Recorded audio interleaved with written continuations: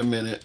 We got to get the other platform going, and we will be up momentarily. So, looks like, oh my God, looks like disaster has been thwarted at the last minute. But give me a minute. This is a story that is, it's upsetting. It's upsetting. I don't have any other explanation for it, but give me a moment to get my other live streams up, and we'll be talking momentarily. President Trump threatening. Who's that? NVO one. Good evening to you. How's it going? I'm actually getting the last stream up, and we should be going momentarily. So, but this one here, I'm a bit upset about this, and you might hear it a little bit in some of my monologue here because there's no way this should have happened. Thank you, handsome conservative. Support your local liberal. Appreciate you doing exactly that. Taco Tuesday.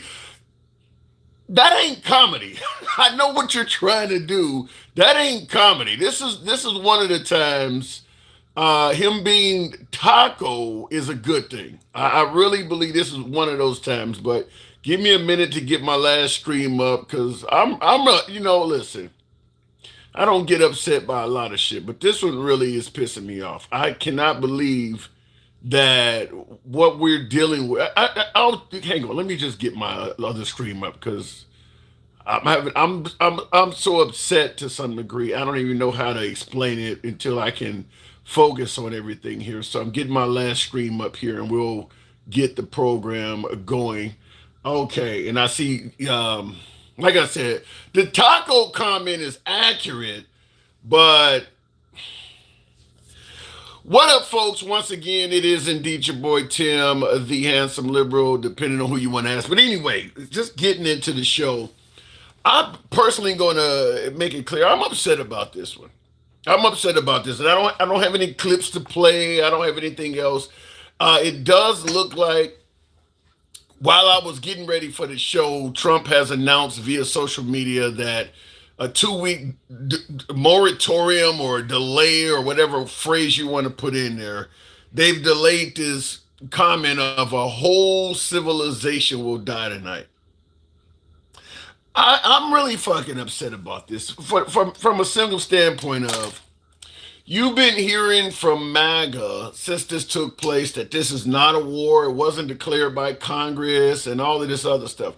We were literally about to let one man commit a whole act of genocide on our behalf without getting clearance from anybody. You don't hear the Republican Congress making much noise about this at all. Certainly nowhere near as much as they should be making. President Obama apologizes to a few nations, and they're going apeshit because he's on an apology tour. This guy, our current commander-in-chief, literally was threatening to commit an act of genocide. And most of the Republican Party wasn't saying shit. Look, regardless of how you feel about Iran being a state sponsor of terror, not wanting them to obtain a nuclear weapon, I get it. Every president in our lifetime has felt the same way. But to allow one single person, being President Trump, one single person, to literally take us up to the point of committing an act of genocide by himself. He hasn't gotten approval from Congress. He hasn't got approval from anyone. We were willing to sit idly by and let him commit an act of genocide by himself. How the hell does that happen? When he starts threatening to wipe out a whole civilization, where the hell is Congress, the Senate? Where the hell are the powers that be? You're letting this man threaten genocide on the behalf of the United States. All of us, that he's representing all of us when he say this. He is literally dragging us all under the banner of we're all supporting genocide. The whole country, politically, at the levels that matter, are being quiet while this man is threatening to commit an act of genocide. How the hell does that happen? For folks who have pushed back on the No Kings protests, he's not a king, You liberals look crazy doing this. Tell me what the hell is this? How could one man threaten to commit genocide in the whole country at the political level stand back and do nothing? There should have been emergency meetings to stop this. They literally left it up to him to decide he ain't gonna do it. Now I see the comments, taco, Trump always chickens out or whatever. This is one case of him being a taco where you should be happy. Do you want him to carry out an act of genocide in all of our names? Remember, if he does this, that is America committing an act of genocide. It's not just President Trump. He literally was about to commit an act of genocide in our name. In the comments, real quick, like I said, I don't like to block, ban, or censor anybody, but we do apparently have a spammer. So I'm just going to, in effort to keep the show going, I'm just going to block you if you want to play spamming. But we literally are going to sit back and watch this man commit an act of genocide in our name. I don't understand why anyone would. I don't know. Why wouldn't there be more people outraged about this? Now, I went and checked out some of our some of the pages of our allies, even in Starmer over in England and things like that. Their citizens are pissed off. Their citizens are pissed off that, and I'm talking about even the English citizens. Their citizens are pissed off that we're allowing, or better yet, that they are allowing America to use bases to launch attacks and things like that. They're pissed off about this. And now, one man, I'm still stuck on this. How could one man threaten to commit genocide and none of the countries stand up and say, look, if you don't believe they should have a nuclear weapon, that's one thing. We obviously want the Strait of Hormuz open, that's another thing. We wanted regime change, but to literally threaten to wipe the Iranian people off the map, their entire civilization, tell me how that's justified. Remember, we are the ones that are suggesting that we don't want them to have an atomic weapon because we don't want them to attack America or hurt our civilization.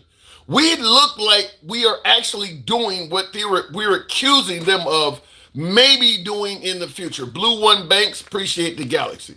So we're accusing them of something and suggesting that to prevent you from doing this, we're going to do it to you. To prevent you from using a nuclear weapon and harming other innocent societies, we're going to just wipe you off the map. We're going to do what we're accusing you of possibly doing. How bad does this make us look? How the hell can we come out of this being a good guy in any way, shape, or form? This is way above, I put it in the category of overkill. Now, based on, as I said in the beginning of this monologue, it looks like Trump has put a 2-week moratorium on this. Pakistan, the nation of Pakistan, has been trying to negotiate a ceasefire. I don't know if Trump really was going to do this. I see all of the taco comments and things like that. Many people believe he was not going to carry out with this action. However, the fact that America at the Washington level, at the national level, were idly sitting by, leaving it up to him to chicken out, speaks volumes. Yeah, he actually put it on hold. It looks like he's chickening out. But they were going to let him make that decision. The Pentagon laid out an array of what they're referring to as dual-use targets.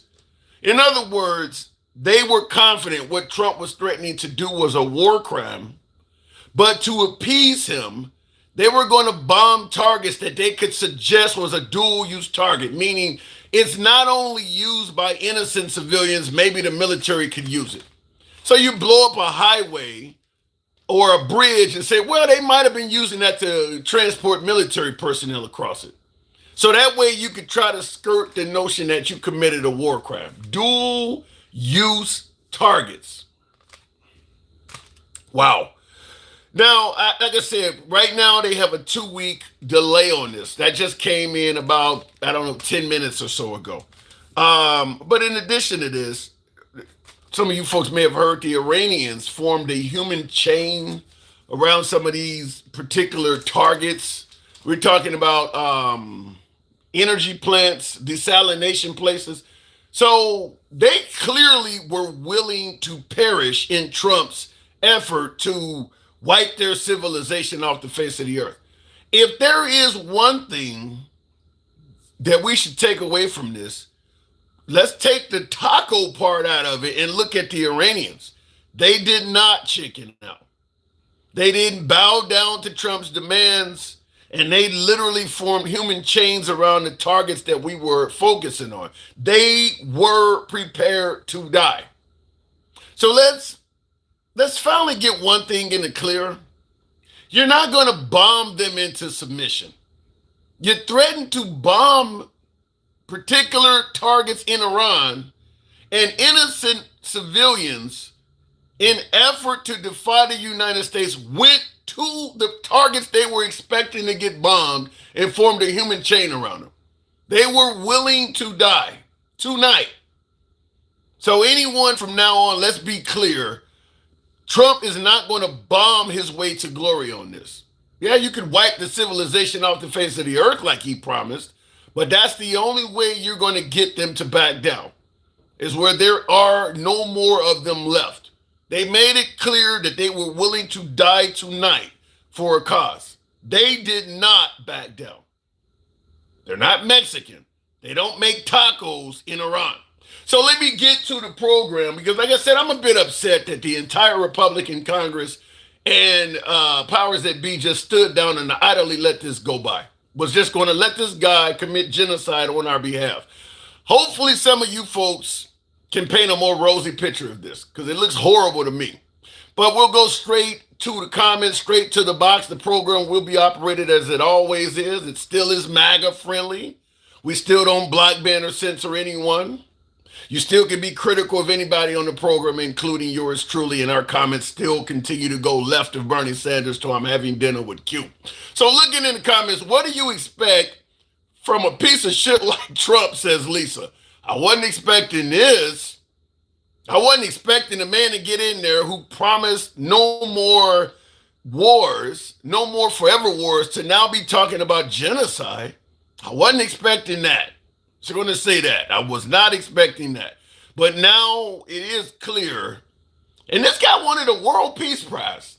What? Hot damn. This guy was just trying to get a World Peace Prize a few months ago. A Nobel Peace Prize. A Nobel Peace Prize just a few months ago. God, can you imagine if they had given him that? How bad that would look on those who decided to award him with a Nobel Peace Prize? Even the current leadership in Venezuela who gave him her prize.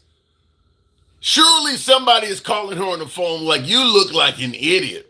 You look like an idiot. Now, not only did he take out our leader, he's in Iran, and now he's threatening Cuba next. And you gave him your Nobel Peace Prize. You look like an idiot.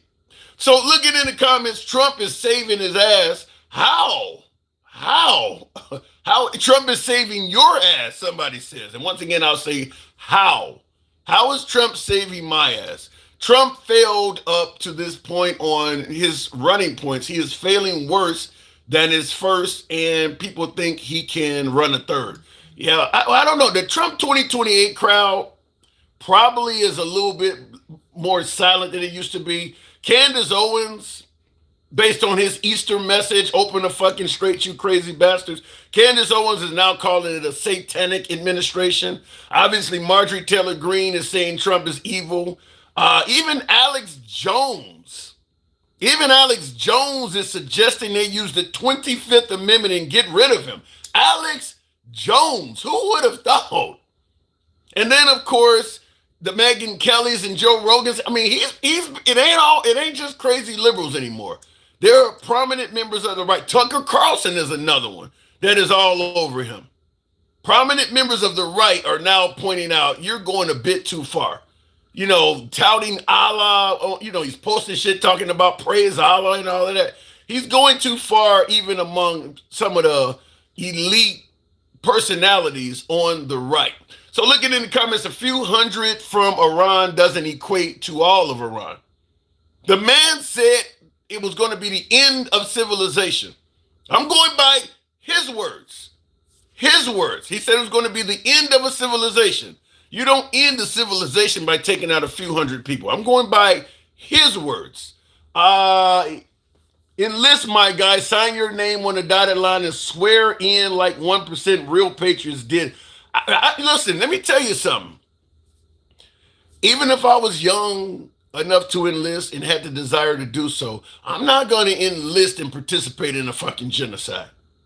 That you don't get any cool points for slaughtering folks that have no Navy, no Air Force, and are just fish in a barrel. You know, you're blowing up bridges and shit around town. You don't get, look, at some point, this could lead our military, who we have the utmost respect for, to start being treated like the military coming home from Vietnam. At some point, even though you're following orders, you know you're killing innocent people. I mean, at this point, you're killing folks that are defenseless. If you've heard that they surrounded a school with a human chain of innocent, or not a school, but a power plant, you blow that up, you're following orders to kill innocent people.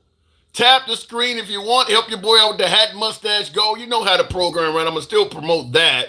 But I will go to the box and we'll go to Toots Sweet. Good evening. Welcome to the show. Hopefully I got my damn volume up. I can't believe this, though. Toots Sweet, good evening. How you doing, my man? I'm doing Long good. time. Appreciate you coming in. So, were you in favor of what Trump was doing, suggesting he wanted to end a civilization if they didn't open the strait? See, I know Trump. I know what he does. I know how he does things to get reactions. It's all part of the art of the deal, which is all part of the art of war. If you understood Sun Tzu's art of war, he does things. Everything he does, it's not. You think he's not gonna genocide a whole people? I mean, come on. So what are you suggesting? That the whole world should be smart enough to know that he's only talking shit? But all right, so you're mad about when he talks. We're focusing on Trump. I know you're eager to deflect to another president, but let's focus on what this man said. Yeah, but it's not even that. It's about if words concern you so much. Other people said crazy stuff, but that doesn't concern you. But when Trump says... Give me an example of another president that threatened to take out a whole civilization. Give me a comparable. Give me something comparable.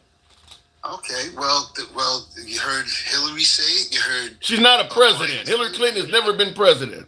You heard Biden say it. You heard Obama say it. You heard everything. Give me some quotes. What did Biden... Hell, what did Hillary say? They all said that there's not a chance in hell that Iran is going to get a nuclear weapon, and we will take we'll wipe them all out before they get a nuclear weapon. They all said it. I have never heard Obama, Biden, or Hillary Clinton talking about wiping the entire nation of Iran from the map. They didn't say it wasn't word for word, but they basically said the same thing. I have not even heard them basically talk about wiping the whole nation of Iran off the map. Well, they have. They did say it. I mean, it's all there. Everything that they made about what Trump says, they've said it already. Like they also talked about the border, how we have to close down the border, blah blah blah blah blah. Every one of them said it, but Trump's the only one who did it. Because everything that the Democrats say, it's always a lie. So they say it, but they don't really mean it. Because they're the ones in bed with all of these people. They were talking about no kids. The same people said this about Venezuela. Okay? Oh, if Trump does this, that's it. It's the end of his presidency. He's taking us into war. And he didn't take us into war. If you actually had genuine quotes for Obama, Hillary Clinton, or Biden, I would be willing to entertain this. I'll tell you this. We had no problem criticizing Biden, or better yet, Obama, for droning one American overseas, or having a red line with Syria that they crossed and he didn't follow up on it. We've held him accountable for stuff significantly weaker than this. But you're telling me he threatened to wipe out all of Iran. I don't recall hearing the Republicans speak out against that. They had a problem with him wearing a tan suit. But he threatened to wipe out Iran and they didn't say nothing? I don't recall that. It's because he's not going to wipe out all the people.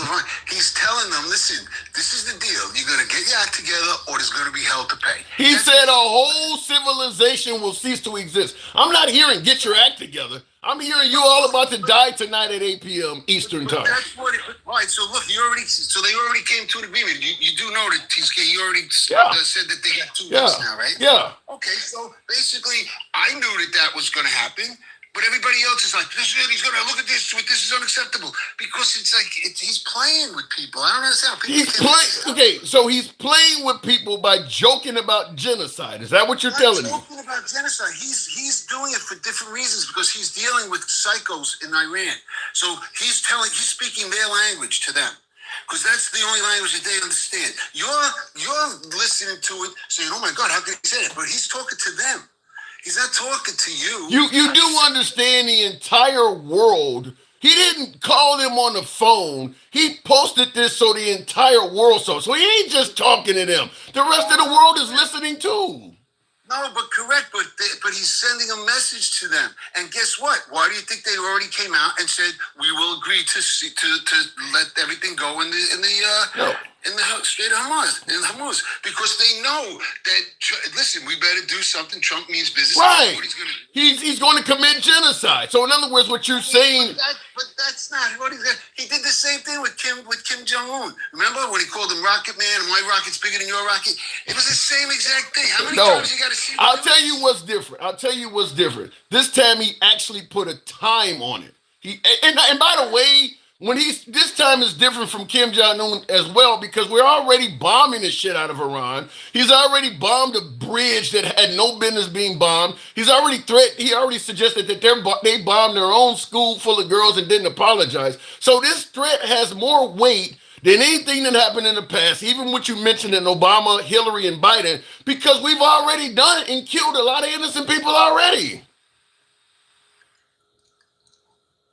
Well, I mean, listen, the people of Iran are literally cheering in the streets. They want Trump to take out this regime. Just like the people in Venezuela were cheering in the streets. The only people that are cheering for the dictators are the Democrats. Ain't nobody cheering. So you think that they weren't informed? Here in New York City, they had a vigil for Soleimani and all of these people. You believe they wouldn't form the human chain around power plants because they were cheering for Trump to bomb it.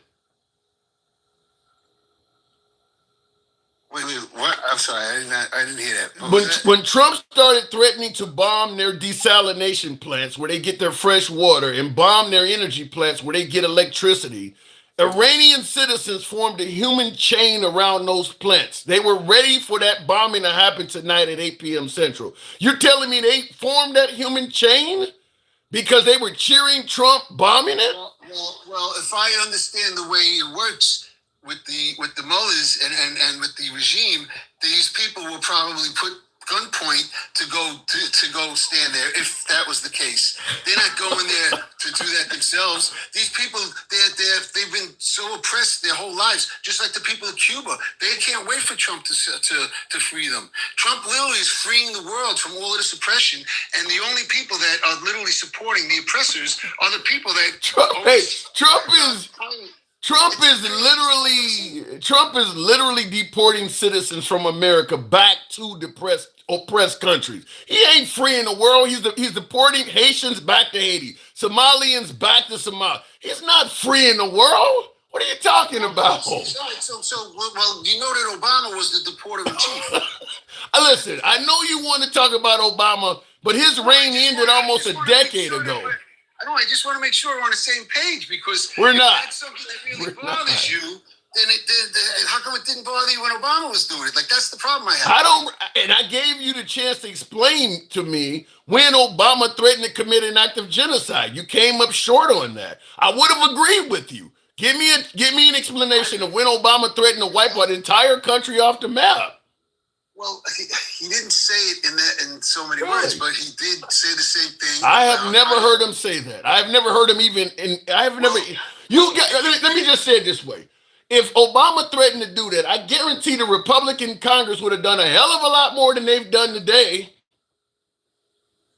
No, the Congress let Obama do everything he wanted to do. The Republican Congress did that. They didn't do anything. He literally was the drone. He did more drone strikes than any president. They didn't even let Obama get a actually duly earned Supreme Court pick.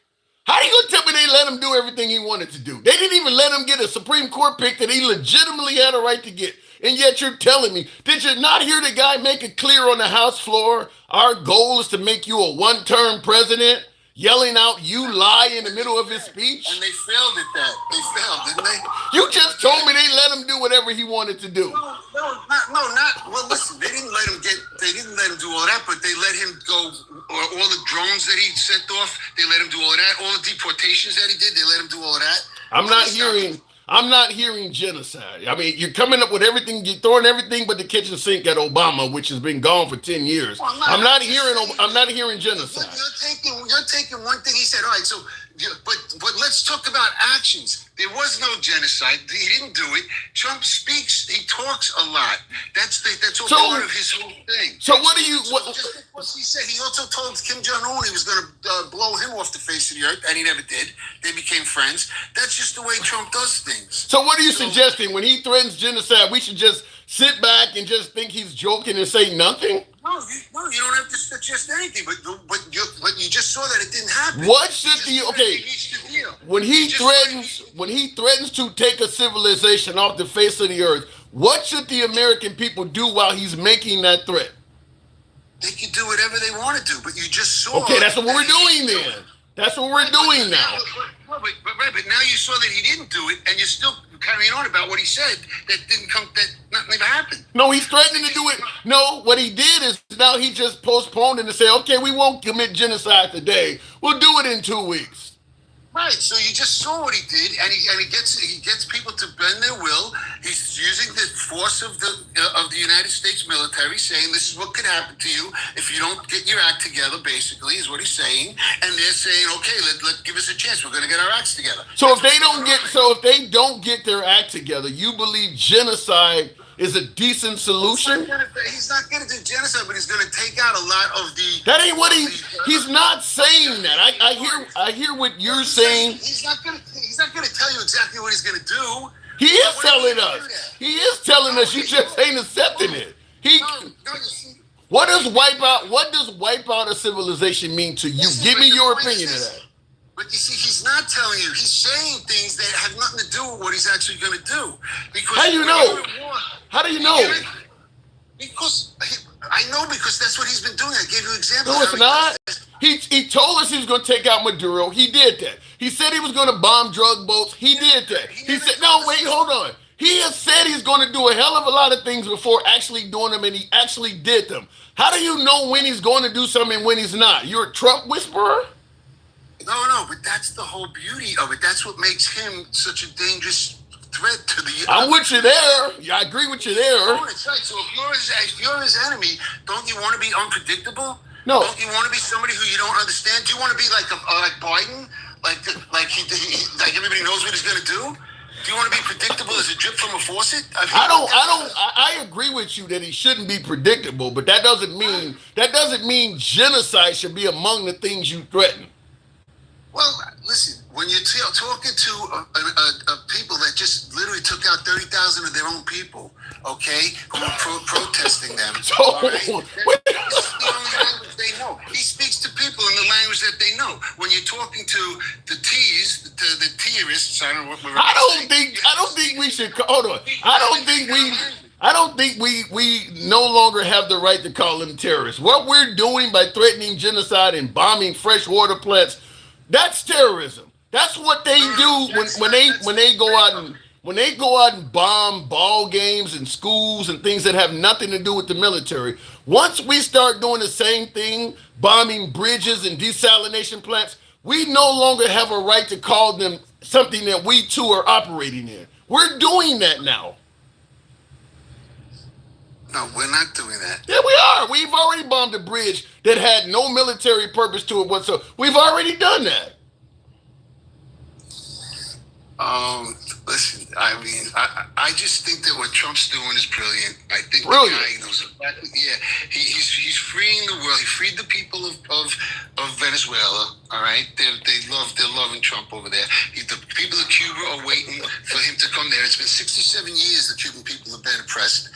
The 47 years they've been oppressed in Iran. I mean, he's coming. He's literally doing this for a reason, and there's multiple reasons behind it. It's not just one thing, but obviously oil has a lot to do with it. We're becoming energy independent. Very much so. So let me ask you that. He's choking the world out, and we're going to be the dominant energy source for the world. I mean, so in other words, we're not doing this to help people. We're actually taking their resources. No, we're doing. I said there's multiple. It's a multi-pronged. There's a lot of different things going, a lot of different agendas attached. Someone is at the front door. So how do we benefit? How is this America first? By going and, as you say, I suppose you believe he's helping Iranian citizens, helping Venezuelans. What is he doing for us? All right. Do you remember back in 2009, I think it was, the Iranian people all came out. They were so happy that they finally had a president they thought was going to help them. No. And when they came, because the Iranian people are very westernized. I don't know if you know, I'm half Lebanese, so I know the Middle Eastern culture very well. The Iranian people were very westernized people, okay? Until 1979, when the Iranian Revolution came and they took it over, okay? So they literally enslaved the people of Iran.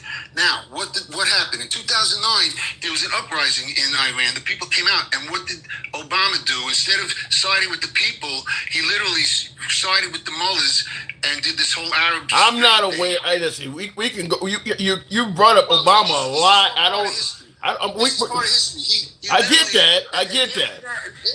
After that happened, I don't even know how many people got wiped out after that. So that's what Obama. I don't see how we're okay. We're hearing that the Ayatollah wiped out thousands of their own people for protesting, and our response is to wipe out the Ayatollah and then threaten to wipe all the people out that were protesting along with them. I don't see how that's a solution. You're threatening a whole civilization, so that means the protesters, unless they're smart enough to have your mindset where you don't have to believe everything the guy says, he's threatening to wipe out the folks that he claims he's there to help. You think they also hear him and think he's only joking? All right, now I'm going to tell you what he's really saying. When he said he's going to wipe out the civilization, he's talking about the radical Islamic part of it. The Iranian people have nothing to do with that. They are not part of what he's talking about wiping out. And they all should know that. Automatically, right? You know that. The people of Iran know that. The people of Iran don't. The people of Iran may not even have gotten the message of what he's talking about. They may not even have access to the internet with us bombing them constantly. Because Iran is a very fascist country. They don't let their people hear the news and stuff like that. So they probably didn't hear it. What's going on? But the people of Iran understand that Trump is literally their last hope in the near future for them ever being free. Their last hope. So Trump is. Like I asked you before. I thought he was about America first. Based on what you're saying, he's about Venezuela first, Iran second, and I guess Cubans third? When do we get to, he said America first. Tell me what he's done for Americans. All right, so now how does this help America? So what? First. No. Yeah, we're first. How does this help America first? With Venezuela, once he freed up the Venezuelans, and now we're literally have a big partnership with all of the oil. Venezuela. So that means we're second. That means he freed them first, and now you're claiming some kind of part. So that's still America second. But they're free now to deal with America. So he's putting America. He's freeing the people of the world so that we can start to have a relationship with all these people. Right now, there are no relationships. So how does Americans benefit by having this sounds like Obama talking about we can have a relationship with Cubans. How do we benefit as a citizens? How do American citizens benefit by having a relationship with Venezuela? Because when people are free, and when freedom and free trade, it brings peace to the world. What do you think Trump's doing right now? He's getting rid of all of this stuff. Now I can go into it deep. I don't know what we can say. So you believe having free trade will benefit with Venezuela will benefit Americans in what way? How will that bring down the price of anything for America? Because we'll have our companies we'll be doing business with. We'll have who do you think is going to be doing a lot of the work with the oil with them? It's going to be Americans. we're going to be doing a lot of trade with them. Same thing with Iran. Once that Strait of Hormuz opens up, and if it doesn't really matter to Trump because we can supply the whole. We're going to be the one supplying the world with the oil. It's us who's doing it now. Here's where what you say has a conflict. If you're going to suggest you're helping out Americans by doing free trade with Venezuela, then I'm going to mention he has harmed trade more than any president in U.S. history with all the tariffs. What he has done has been anti-free trade. So I don't see how, okay, you made it so that Venezuelans are free in your opinion, but you tariffed all of the people that we considered allies and were doing trade with before this whole melee. I don't see how we benefit. But that's because they tariff us. It's never been free trade. Trump is using tariffs because they tariff us. If he would rather just do free trade, but if you're going to tariff us, the old mindset was, well, I believe in free trade. I'm a libertarian, and I used to hear libertarians say, "You're a libertarian." Yeah. Did you vote for Trump last go round? Of course. Did you vote for Trump? Did you vote for Trump all 3 times? Yes. Okay. Absolutely. All right. Absolutely. You think Trump? Do you think Trump is doing a good job right now? I think he's doing a brilliant job right now. Brilliant job. I think that the more you hear the media freak out, the better it is for America. But the liberal media is literally the greatest threat to this whole. You think so? You think it's a good thing to make the media freak out? Well, yeah, because they just lie about everything. They're lying. They're trying to get control of these fake narratives that don't exist anymore. People are seeing through it. But I think that what's happening is, even though that you're talking about America first, what's happening is the globalists, this whole globalism took America into the whole global stage. We want to be sovereign. Trump wants countries to be sovereign. So he wants France to be for France. He wants Indonesian to be for Indonesia. He wants every country's leaders to be for their country. So when he threatened to take Greenland, does he want Greenland to be for Greenlanders? No, he wants. See, that's all part of America first. Greenland is a strategic. That's strategic. Okay, so he does not want every country to be for itself. He's threatening to take one of them. No, he does, but why not? If they could be part of America, even better. Better yet, look what he did with Panama. He took the Panama Canal. All of this stuff was against America. He's literally doing everything he's doing is to benefit us. I mean, it's. I don't understand. Do you think that there's globalism? Do you think that a lot of people in America are literally they're for the globalist society as opposed to America? Stevie D, thank you for an alter ego, brother. No, I think some of the stuff you're saying is crazy, man. I think here, let me just say it this way. If I could see lower gas prices, lower inflation, great job numbers, I would be able to at least entertain what you're saying is that Trump is doing things that is for Americans. But since Trump has taken office, most of the metrics for Americans are taking a negative turn. So at best, if what you're saying is true, at best, it's in the future. None of that stuff is happening right now. Right now, Americans are struggling. That's a fair point. And I'm gonna say this. If after Trump's 4 years, this is what we're in. Nothing changes, and this is what it was. I will be the first to say, you know what, he failed. But I don't see that. I'm going to tell you, I got to move on. But by the way, keep in mind, if he loses in the midterms, the last 2 years, he's not going to be able to accomplish anything. But then it's a failure. Then I'm with you. He failed. But I think I might have a hard time getting you to admit it's a failure. I think you're going to find somebody else to blame. Will you admit that it was a success? If in the next couple of months things turn around and gas prices do get lower and things start getting better, will you admit? I'll certainly give him if those things happen under his presidency, I'll give him credit like I did under his first administration. Yes, yeah, I will. And I know you will. All right, Toots. Toots, you didn't make it easy. I do got to move it on. You're always welcome back, Toots. It doesn't matter that we don't agree on shit, which we clearly do not, but you're always welcome back, man. Thanks for coming through. Appreciate it. Anytime. That is too sweet. That was not an easy phone call, I tell you, because I was already upset about this shit before I had any guest on. So to have a guest adamantly defending it, he didn't make it easy on me, but I enjoy the back and forth. By the way, tap the screen, get the likes up to 40,000, and give me a moment to Thank you. Whoever put that up there, alter ego with the fifth peak. Thank you very much. Tap the screen, get the likes up to 40,000. We'll take the next caller momentarily. Handsome Conservative says, ladies and gentlemen, the man, the myth, the legend, stand up and welcome the handsome liberal. I don't need you to stand up today, but I appreciate the sentiment. Bad day, in my opinion. Now, Trump did roll back this whole the end. What was it? A whole civilization will die tonight, never to be brought back. And what he said, don't want that to happen, but it probably will. Now, you heard my last guess. He had this whole different interpretation. Look, if somebody says a whole civilization is going to die tonight, to me, there's no way to take that out of context. That's pretty straightforward. Maya's what is it? The underworld of Atlantis. It sounds like something like that. You know, a whole dinosaurs or some shit. It sounds like a whole civilization is going to die tonight. To me, is about as clear as you can get. My last guest believes that Trump was just saying shit that he wasn't going. And there's a lot of people, by the way. There's a lot of people that didn't believe what Trump was saying was going to happen. But there's a lot of people that did. There's a lot of people that did. And I'm not just talking about in Iran or even in America.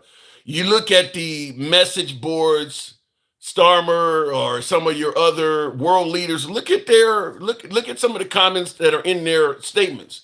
The world believed that.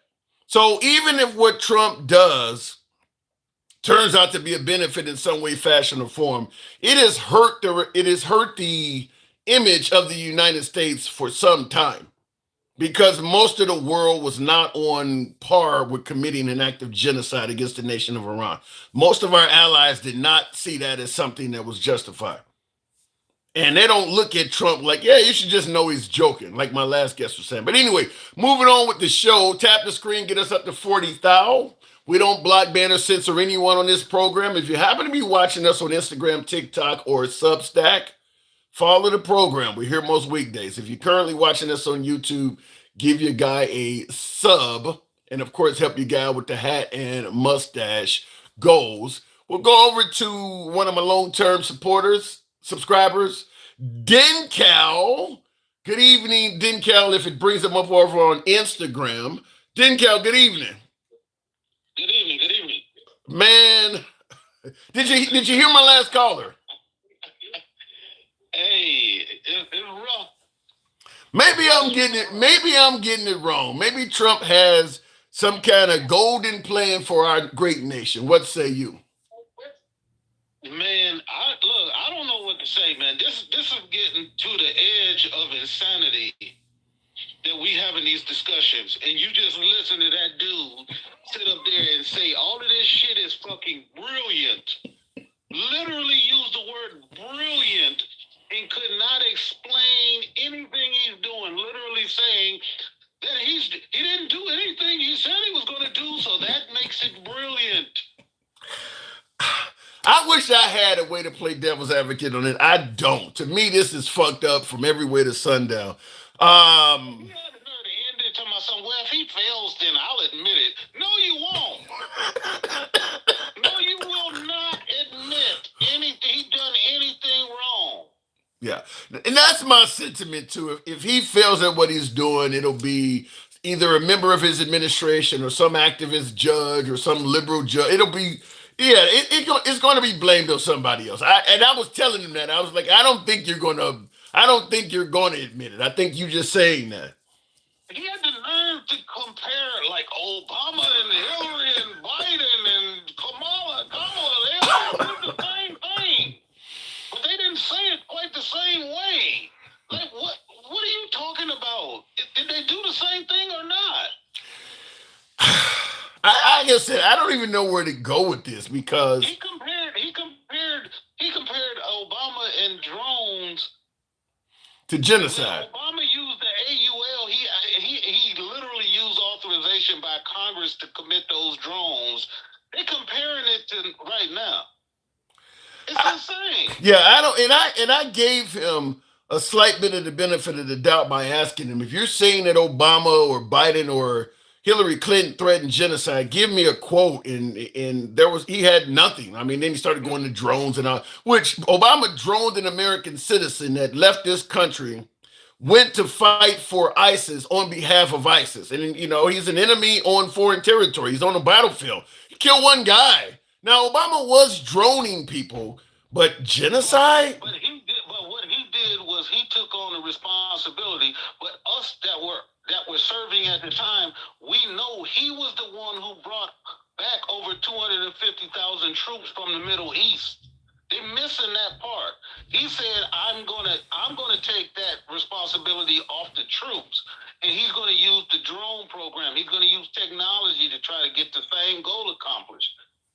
Yeah. Trump is now sending those same people back to the Middle East, threatening the whole civilization and talking about praise be to Allah. He's even using, I mean, that's so crazy, man. Yeah, Trump recently came out as a practicing Catholic, so while he's on social media talking about all praises due to Allah, it's like, now I will give my last guest credit in one area, which I don't agree with much of anything he said, but I do believe President Trump is probably one of the best among us at using words to trigger people. He's really good at that. He really is good at that. However, hold on. That's not a quality we think our president should have. He's a good troll. Yeah. I agree that the president should not be specializing at trolling, but I will say Trump is probably the best at doing it. What I don't understand, though, is that MAGA will admit that Trump is really good at trolling and triggering folks, then act outraged or shocked that people are triggered or upset. Like, isn't that it? Like I always say, Trump derangement syndrome. Well, anytime, and this is what I'm saying to my beloved MAGA who may be watching right now, anytime you hear somebody has TDS, Trump derangement syndrome, you should stand up and applaud. You should cheer that on, because you're cheering on making liberal tears and you're cheering on making the Democrats cry. What do you think is the output of that? It's the TDS you're complaining about. He's literally trying to create that. So you should view it as a success. When you see TDS, he's getting the hatred he is earning. He's saying negative things about people, they're going to have a negative reaction to it. So you should cheer on TDS. Go ahead. And then they make up stuff about what actually happened. They talk about, they got them to negotiate. No, they didn't. Iran said the whole time, we are not negotiating with you. Pakistan went to America and said, hey, we want to put a 2-week pause on the whole situation. And guess what Iran just came out and said? They didn't. We won the war. We won. I will say this. American president backed down from the great Iran. I will say this. For all the people saying taco, the acronyms being Trump always chickens out or whatever, I will say this. It's pretty clear the Iranians were not going to chicken out. They were willing to die tonight. They were willing to die. What he did, talking about that praise be to Allah, he is trolling a whole religion where there are billions of Muslims around the world. And for him to say he's going to send them back, that's all of them. It's not just Iranian Muslims. I don't get why, and I mentioned this the other day, I don't get why Muslim countries don't team up like European countries. And African countries don't do it either. So I'm going to suggest that people in the Middle East are just as absent-minded, in my opinion, as the Negroes in Africa. Like, you notice they got they had the Warsaw Pact, they have NATO, they team up. Like, how many countries does America have to pick off in the Middle East before the other remaining countries realize, you could be next? I mean, in the last 20 years, Afghanistan, Iraq, now we done picked off Iran. I mean, how many countries, you going to just keep letting America come back and pick off country after country? When are you guys going to team up and create some kind of coalition? Because we will be back. And when we said the same thing about what Russia was doing, trying to recreate the old, their old, Russian, the Warsaw Pact, yeah. Right. We're doing even worse than them. Like, we don't even. He's talking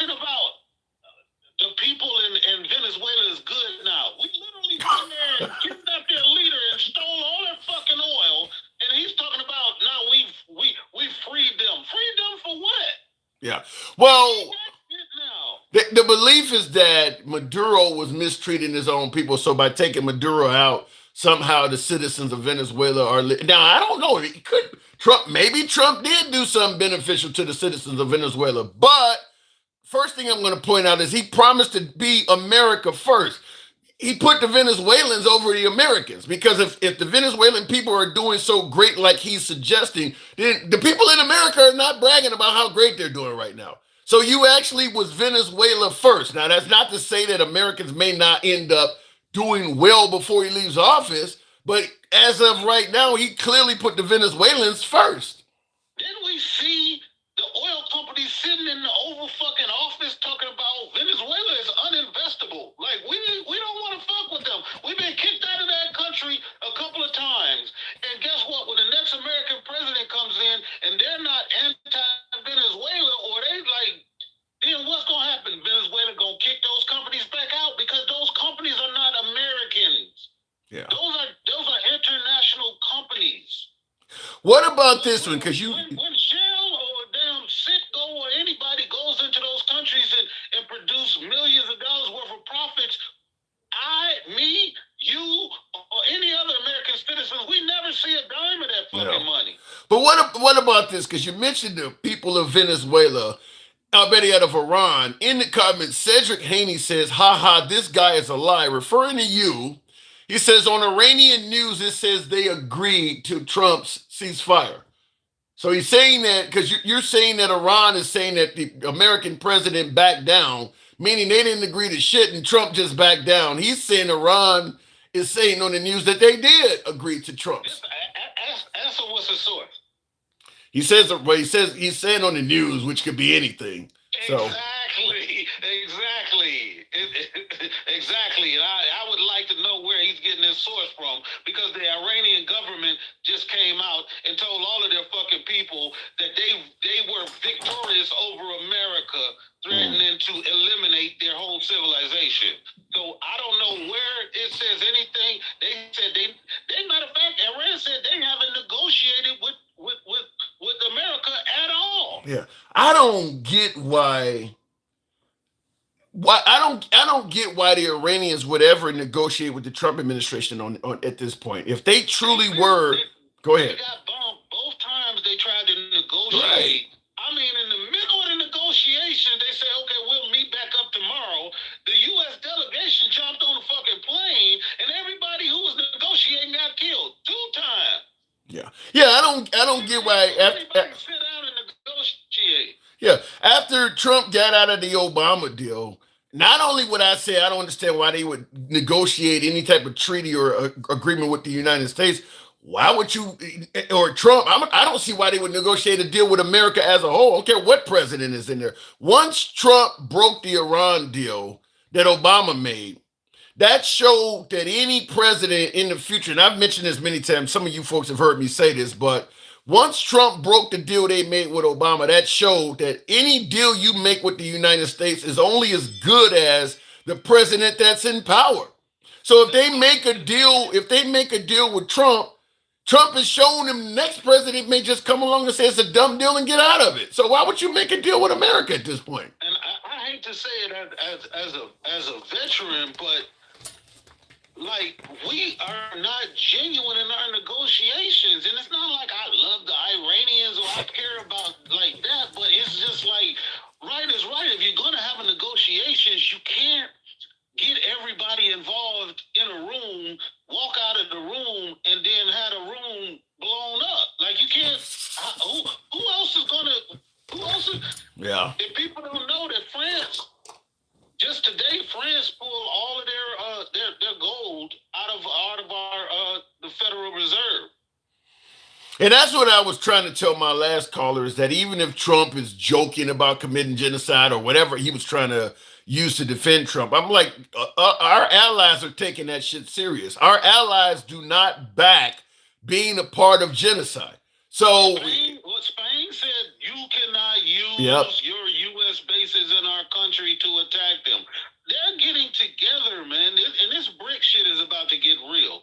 Because right now, all of those countries need to go to Iran to be able to get their oil out of the Straits of Hormuz. So they're paying these people upwards of $2 million a ship. So you can do simple math and say if about they said about 180 ships normally pass through the Straits of Hormuz. Right. If you start charging them, I'm just going to say $1 million, not two. Each ship $1 million per day. But that's not gonna. But Trump is promising that's not gonna happen. They have to open up the strait. It's not that he promises it; it's already happening. They're doing it right now. French ships are now getting clear passage as long as they pay the toll. So if they do that to everybody, they're making upwards of 150 to 180 million dollars a day. They're gonna get bombed again. They're making them more richer than they've ever been. All of that. Remember they was talking about. But you know what that sounds like. 30 million on pallets and all. They don't understand how rich they will be able to rebuild their. That ain't gonna happen, Cal.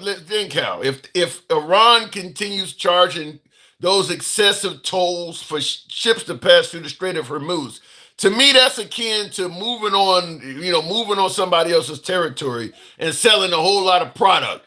They gonna kill y'all ass. I mean, it's just they not gonna let them keep doing that. America in particular. I mean, I'm assuming some of the other nations may follow America, but if Iran is charging $1 million or two, right now I think it's $2 million. But if Iran is charging this huge toll, it ain't gonna be long before America leading the charge, because we got the military and we seem to love to kill people first. America leading the charge is going to get a few other nations to say we got to get rid of these mother. That toll ain't gonna last. But you have to understand that the rest of the countries are going by international law. Their excuse for doing what they're doing is saying, why does Egypt get to charge people going through the Suez Canal? Why does Panama get to charge people going through the Panama Canal? They doing the same goddamn thing. Well, the Panama Canal was constructed. It cost money to build that, so I can get why they're charging money. That wasn't a natural formation. The Strait of Hormuz is not owned by Iran. There are other nations on the other side. Why don't they get a cut? Why are you the only nation getting the money? I got the perfect analogy for you. If one of your neighbors comes into your backyard and builds a goddamn plants their own farm back there and starts selling the goddamn fruit, do you get a cut? Yes. In my backyard, yes. Right. So it's in their backyard. That's their backyard. They're saying the same shit like Egypt and all of these other countries. They get a cut of the shit that passes through there. So you're saying that the other nations on the southern side of the Strait of Hormuz, they get a cut? The same, and that's Oman. Yeah. I'm sure Oman would not turn down. Right. I guarantee you they would not turn it down. Well, the same way as the Suez Canal, it's not just Egypt that gets all of the money. That ain't gonna last. Then, Cal, I don't think that's gonna last. I mean, because those nations. I'm just telling you what they're going to present to the international courts is they're going to say there's no.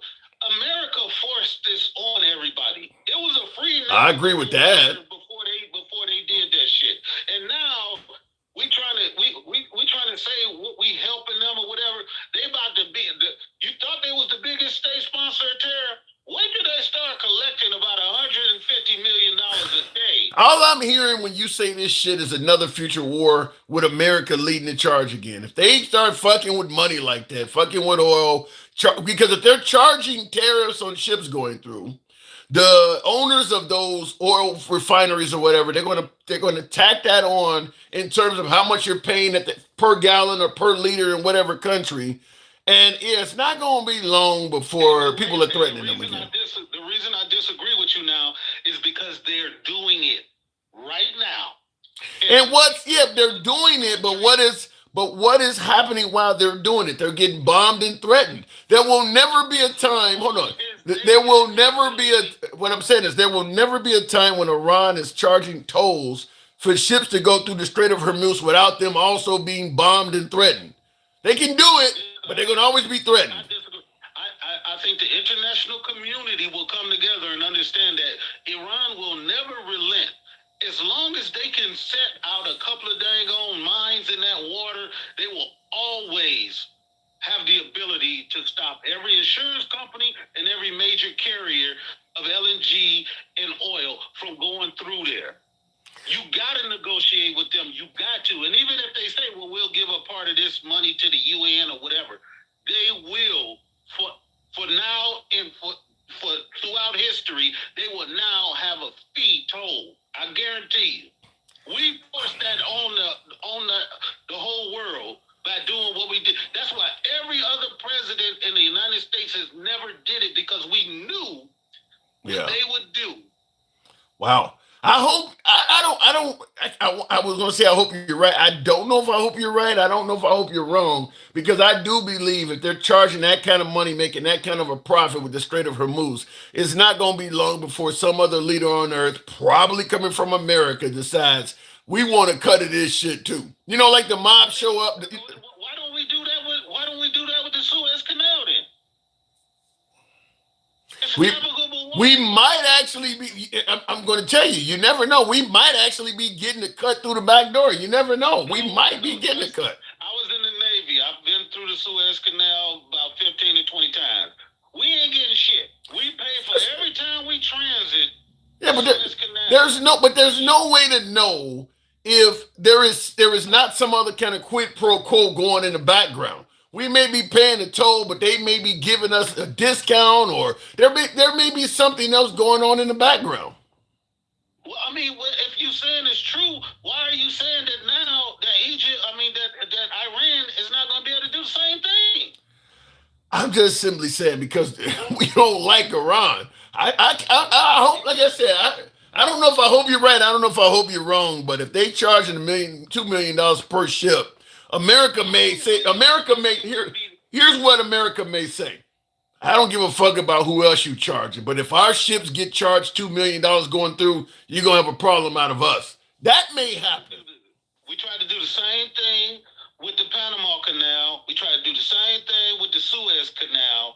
That's not how the international community works. I get it. America is the superpower. We bully our way through everything, but there's certain things we just cannot control unless we got boots on the ground and we control shit ourselves. We can't do that halfway across. Cal, this is the era of Trump. Don't ever underestimate Trump. I give you the last word. I got to move on. But under Trump, all this international community and laws and all this other shit, we're talking Trump. Different guy. This is a different day and age now. Last word to you. I would say the same, like you said before. Trump ain't gonna be around forever. True. Other presidents are gonna follow international rules, the international criminal courts. They're not gonna do what Trump. They're not gonna do what Trump does. They're not gonna threaten like their international neighbors. They're gonna come back into some type of conformity eventually. I hope you're right there, but I will say this.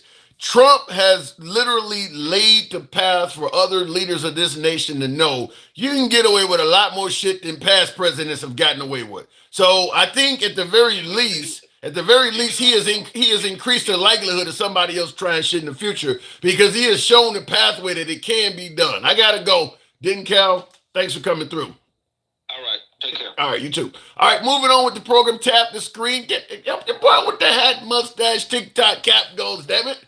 Support the program. If you're watching on YouTube, feel free to smash that like button. Help out the algorithm. Brings in more MAGA. We don't block, ban, or censor anyone. Cedric Haney. Yeah! Appreciate the hat, mustache. Nick, thank you very much. But we are talking about literally threatening to wipe out a civilization. We were down there like 90 minutes. Thank you, C. Osby. Some of you guys showing some support. Appreciate the love. We were literally about 90 minutes from reaching that point. I mean, it is now 4 minutes from that deadline that was set. But as you know, Trump has postponed it for 2 weeks. So I get it. Mike the Sailor, thank you very much for the TikTok cap. So I guess in what 14 days we'll be here again. We'll be now. I will be internationally, by the way. So I'll probably end up doing some lives from where I'm at, but I'm not going to be in America at the expiration of that deadline, and I'm kind of concerned about that. If something's going to break out, I would rather be in the nation. I'm not going to. I'll discuss it later on. You'll hear about it, but I'm not going to go into it too much in detail now. But I will be out of the country when this happens. Looking in the comments though, look at the stock market's reaction. Boy, I tell you, somebody making a killing on the stock market. All you need is for him to announce to maybe a few close friends, don't worry about it. I'm gonna wait till about 7 o'clock and then I'm gonna call it off. Make sure you're ready to do what you got to do. I mean, people are making money based on what he is doing. People are making money based on Trump making these wild swings, these threats, and then pulling back the tariffs, imposing tariffs at a whim, and then withdrawing them. I'll just tell you this: we're probably going to end up having insider trading court cases for years to come, because Trump has made so many wild swings on threats and promises that have really affected the stock market, and people have made bets and investments on them and made a killing. People who have made a lot of money on that are probably going to be called in and asked, subpoenaed and having to testify under oath. Was this just a guess? Did you just guess out of nowhere and decide to bet $200 million on this guess? It's going to be shit like that. And I see in the comments, Buckeye says Bitcoin. Well, Trump has his own crypto and all of that.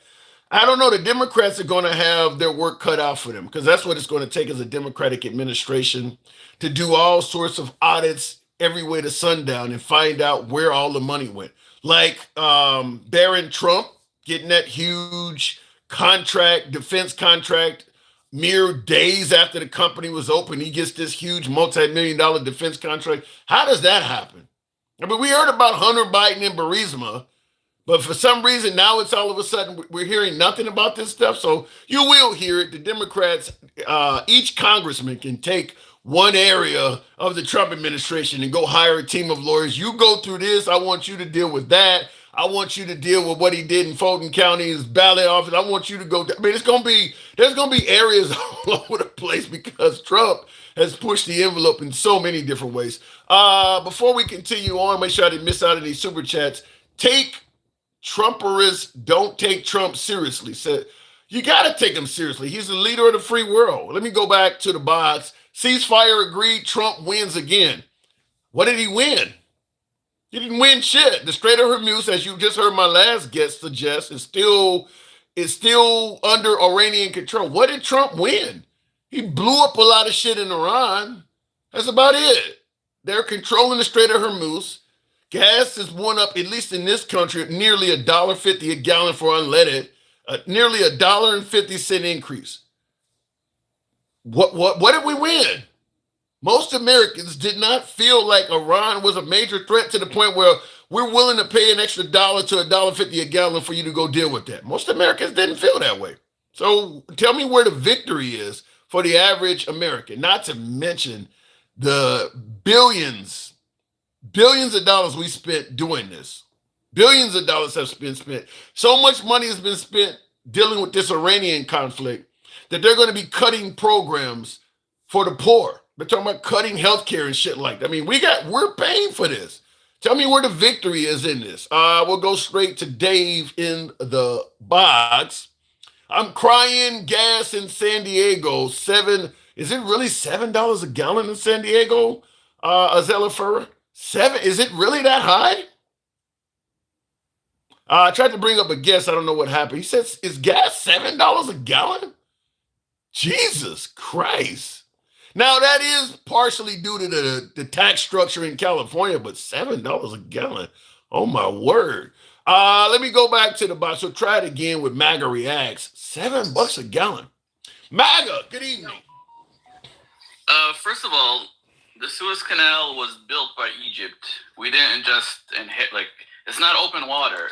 We built it from scratch. It was desert that we owned, and we put a canal through it. Same with Panama. Panama was built by us, in America, but I didn't know kind that. of I didn't know delayed. that. I didn't know that. Yeah, it's not that people are going through our backyard. Is we literally built them a canal because to go through the under Africa, not only do you have to deal with pirates, but that water is really really high currents. It's really rough water. You need to have some badass ships to go through that. Yeah, but see, and that's the difference. The Suez Canal, according to you, was built. We know the Panama Canal was built. So, for in my opinion, they deserve the right to charge tolls. But the Strait of Hormuz was not built by the Iranians. But I'm gonna tell you something though. Like he mentioned, suggesting that the Strait of Hormuz is in the Iranians' backyard. And by the way, I'm looking on News Nation while we're talking. Hold on. I'm looking at. Hold on, hang on. I'm looking at News Nation while we're talking. They have breaking news: sirens in Tel Aviv after ceasefire agreement. So apparently, Tel Aviv, Israel, is under fire. Now that could be Hezbollah or the what is it? Yeah, Hezbollah. Is it Hezbollah to the north? But anyway, Well, so it was called a double-sided ceasefire, so maybe just U.S. and America. That means Iran and Israel can still keep shooting each other. I always wondered why he kept saying double-sided ceasefire. well, Is that what that could mean that? Well, because the thing. Here's the thing I'm going to say. Right now, in the age of Trump, and I know some of my MAGA views are not going to like me when I say this, but Trump has said so many things that have turned out not to be true, and now this whole we're going to end a civilization. You don't know what to believe. Coming from so when they say it's a double-sided ceasefire, who did that information come from? Because Trump is bragging about it on social media, and he said so many things Pakistan. that has not come true. I don't know what to believe anymore. Well, this came from Pakistan. He even names the people in Pakistan it came from. And it says the Strait of Hormuz should be open for the next 2 weeks at least. So we'll find out tomorrow if ships start going through or not. All you need is one bad event to happen, and Trump will say they broke the agreement, the ceasefire is off. You see what happened with the Obama deal. So, in my opinion, I don't feel confident. Well, that's the other bullshit you keep saying. If a deal is good, both sides should want to keep it. If a deal, if they make a good deal with America that America's happy with, they're not going to have to worry about the next president breaking it if it's a good deal for America and a good deal for them. That's not But true. if the deal sucks for one side, then yeah, if the deal sucks for one of the two people, then of course someone's going to come along and break it eventually. But let's take into consideration what you said. If a deal sucks for one side, somebody's going to come along to break it. Keep in mind, suggesting that a deal sucks for one side is an opinion by the viewer.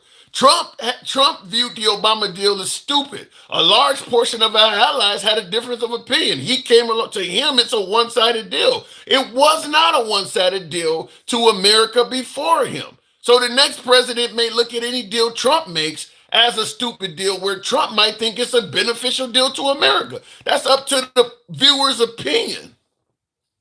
Sometimes it's more than opinion. Sometimes a deal, is so important that you just can't break it because it'll fuck up your economy or fuck up something. Well, whatever deal. That deal specifically, it stopped them, it delayed them from having nuclear whatever, but it did nothing for them funding terrorism. So, Well, supposedly they weren't trying to build nukes anyway, but they were funding terrorism all over the place. I don't think this is going to stop that, MAGA. I don't think you're going to stop Iran from funding terrorism. That's what I told Denkel. I'm like, I don't think they're going to have money to fund anything after this. A country with all that oil, we think they're going to be broke? They're going to, for at least the next couple of years, they're going to be rebuilding their infrastructure. You got to be kidding me. If they're literally missiles instead of Did you not hear him say? Did you not hear him make it clear that they're charging $2 million tolls to every ship that goes through the strait right now? They're taking in millions. That's a wartime exception. They could get away with that in wartime, but that's not going to be part of the deal. I really doubt a toll is going to be part of the deal. Plus, you got 3 other countries there. You got the UAE, you got the Saudis, and you got Oman that will start doing the same shit then. I don't see Iran being concerned with getting bombed. I mean, because if they, like you said, if it's not going to be part of the deal, then that means you will threaten that if they continue charging a toll, you're going to start a war back with them. They've made it clear that that is not a concern to them. You're not going to bomb them into submission. They've made that clear. Listen, it's going to eventually be a concern, especially when it comes to their pocketbook, when it comes to the well-being of their people, of their country. I mean, come on, Tim. If you blow up all the restaurants and all the bridges and all the houses, eventually they're going to be concerned. Eventually, I'll tell it to you like this. The people in Gaza, you can't get bombed any more than what happened in Gaza. They haven't came around and are cooperating with Israel. They still are taking pot shots when they can. I mean, you're not going to bomb a movement into submission. I mean, even if you made Iran look like Gaza, they still gonna hate the Americans and the Israelis. You're not gonna bomb your way out of that. Yeah, but Iran is not Gaza. Iran is a huge country that hasn't been bombed to shit. Not yet, at least. You know what I mean? Like, Gaza was shit to start off with, and it became shit. It went from shit to hell, and now it's trying to get back to shit. Hopefully it gets livable soon, but Iran was not shit. It was okay. It was a fucking big country. I've seen video on YouTube of what Gaza looked like before Israel started. It looked all right too. It didn't look that bad. Thank you, Mike the Sailor. Appreciate the hat and mustache. Thank you very much.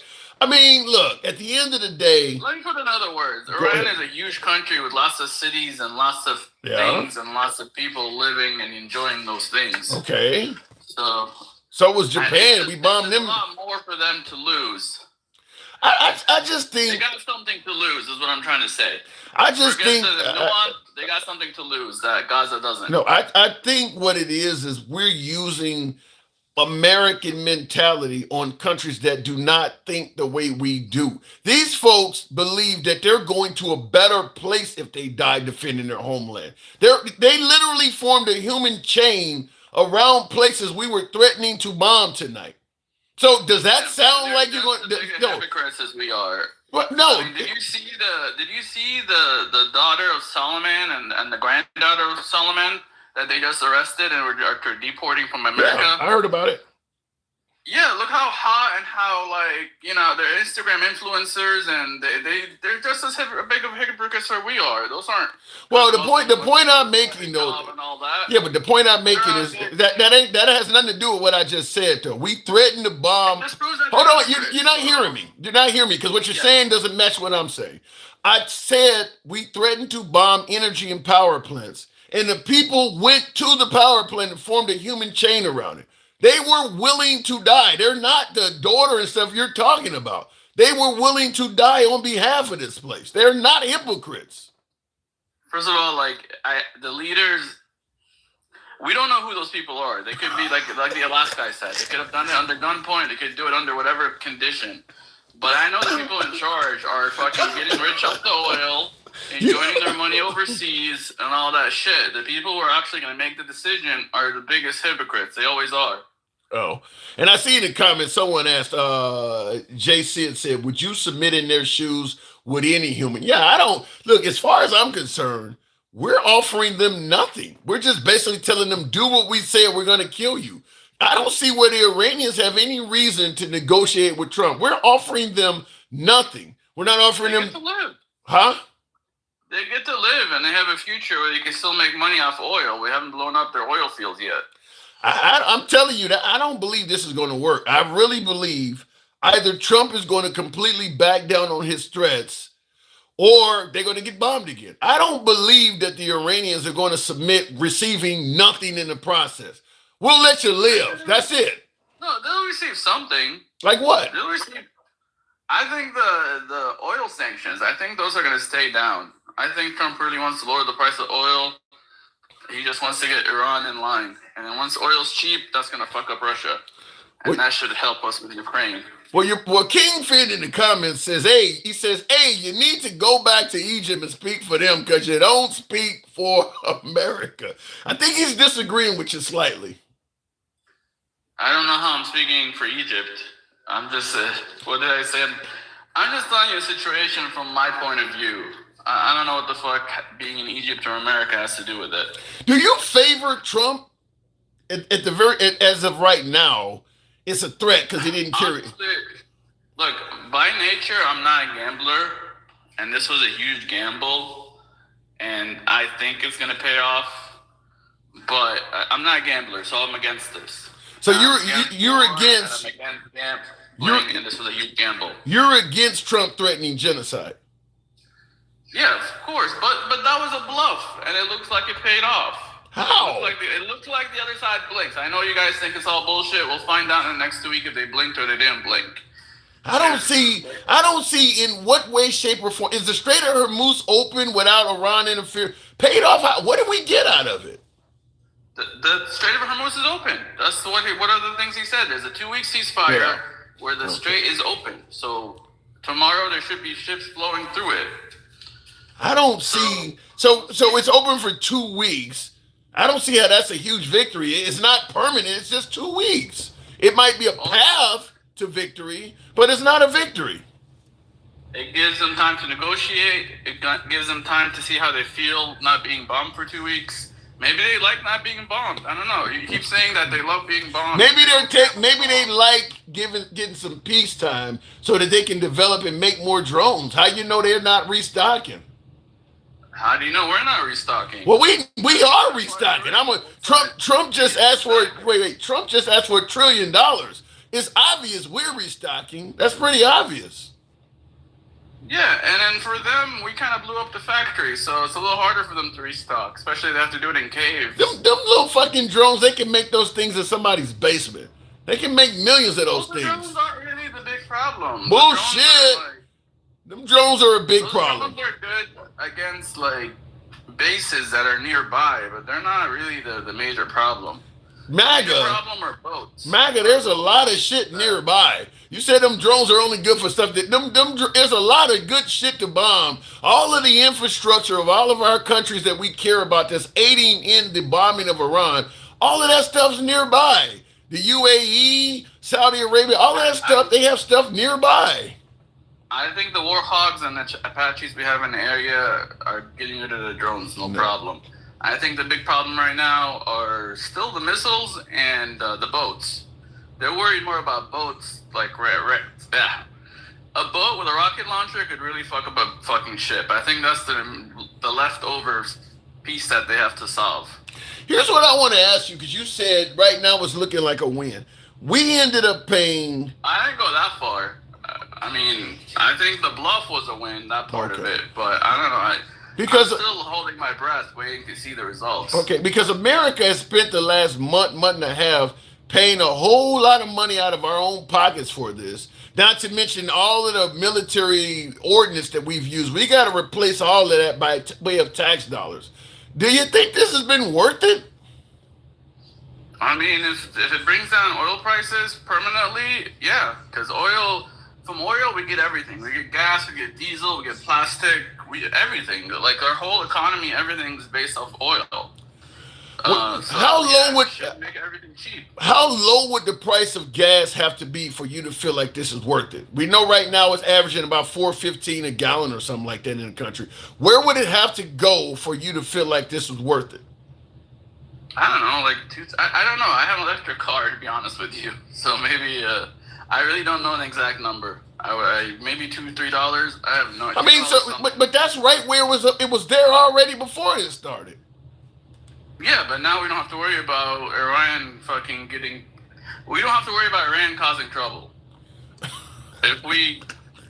we don't have to worry about them getting a nuke. We don't have to worry about a lot of things that we used to have to worry about. I can tell you what. Maybe it goes less than 2. Maybe it'll go to $1 something. I really don't know. The problem is, like, with inflation, it's a tricky subject. We haven't even removed the enriched uranium from their country. What do you mean we have to worry about them getting a nuke? The material's still there. I'm sure that's going to be part of the deal. I'm sure that's going to be a huge part of the deal that they give that shit up. Okay. I don't think that the Iranians being told, do everything we say and we'll let you live. I don't think that's going to work. You do, obviously. I think that we're going to... I think they'll get more. They'll get relief of some sanctions, so they'll be able to sell their oil. And, I mean, I'm hoping... I don't know. I don't know what I'm hoping for. I'm waiting and seeing. I don't like to predict the future. Fair enough. Well, I'll leave it at that then. MAGA, thanks for coming through. Hopefully you're right about some of this. Hopefully it is a win for us.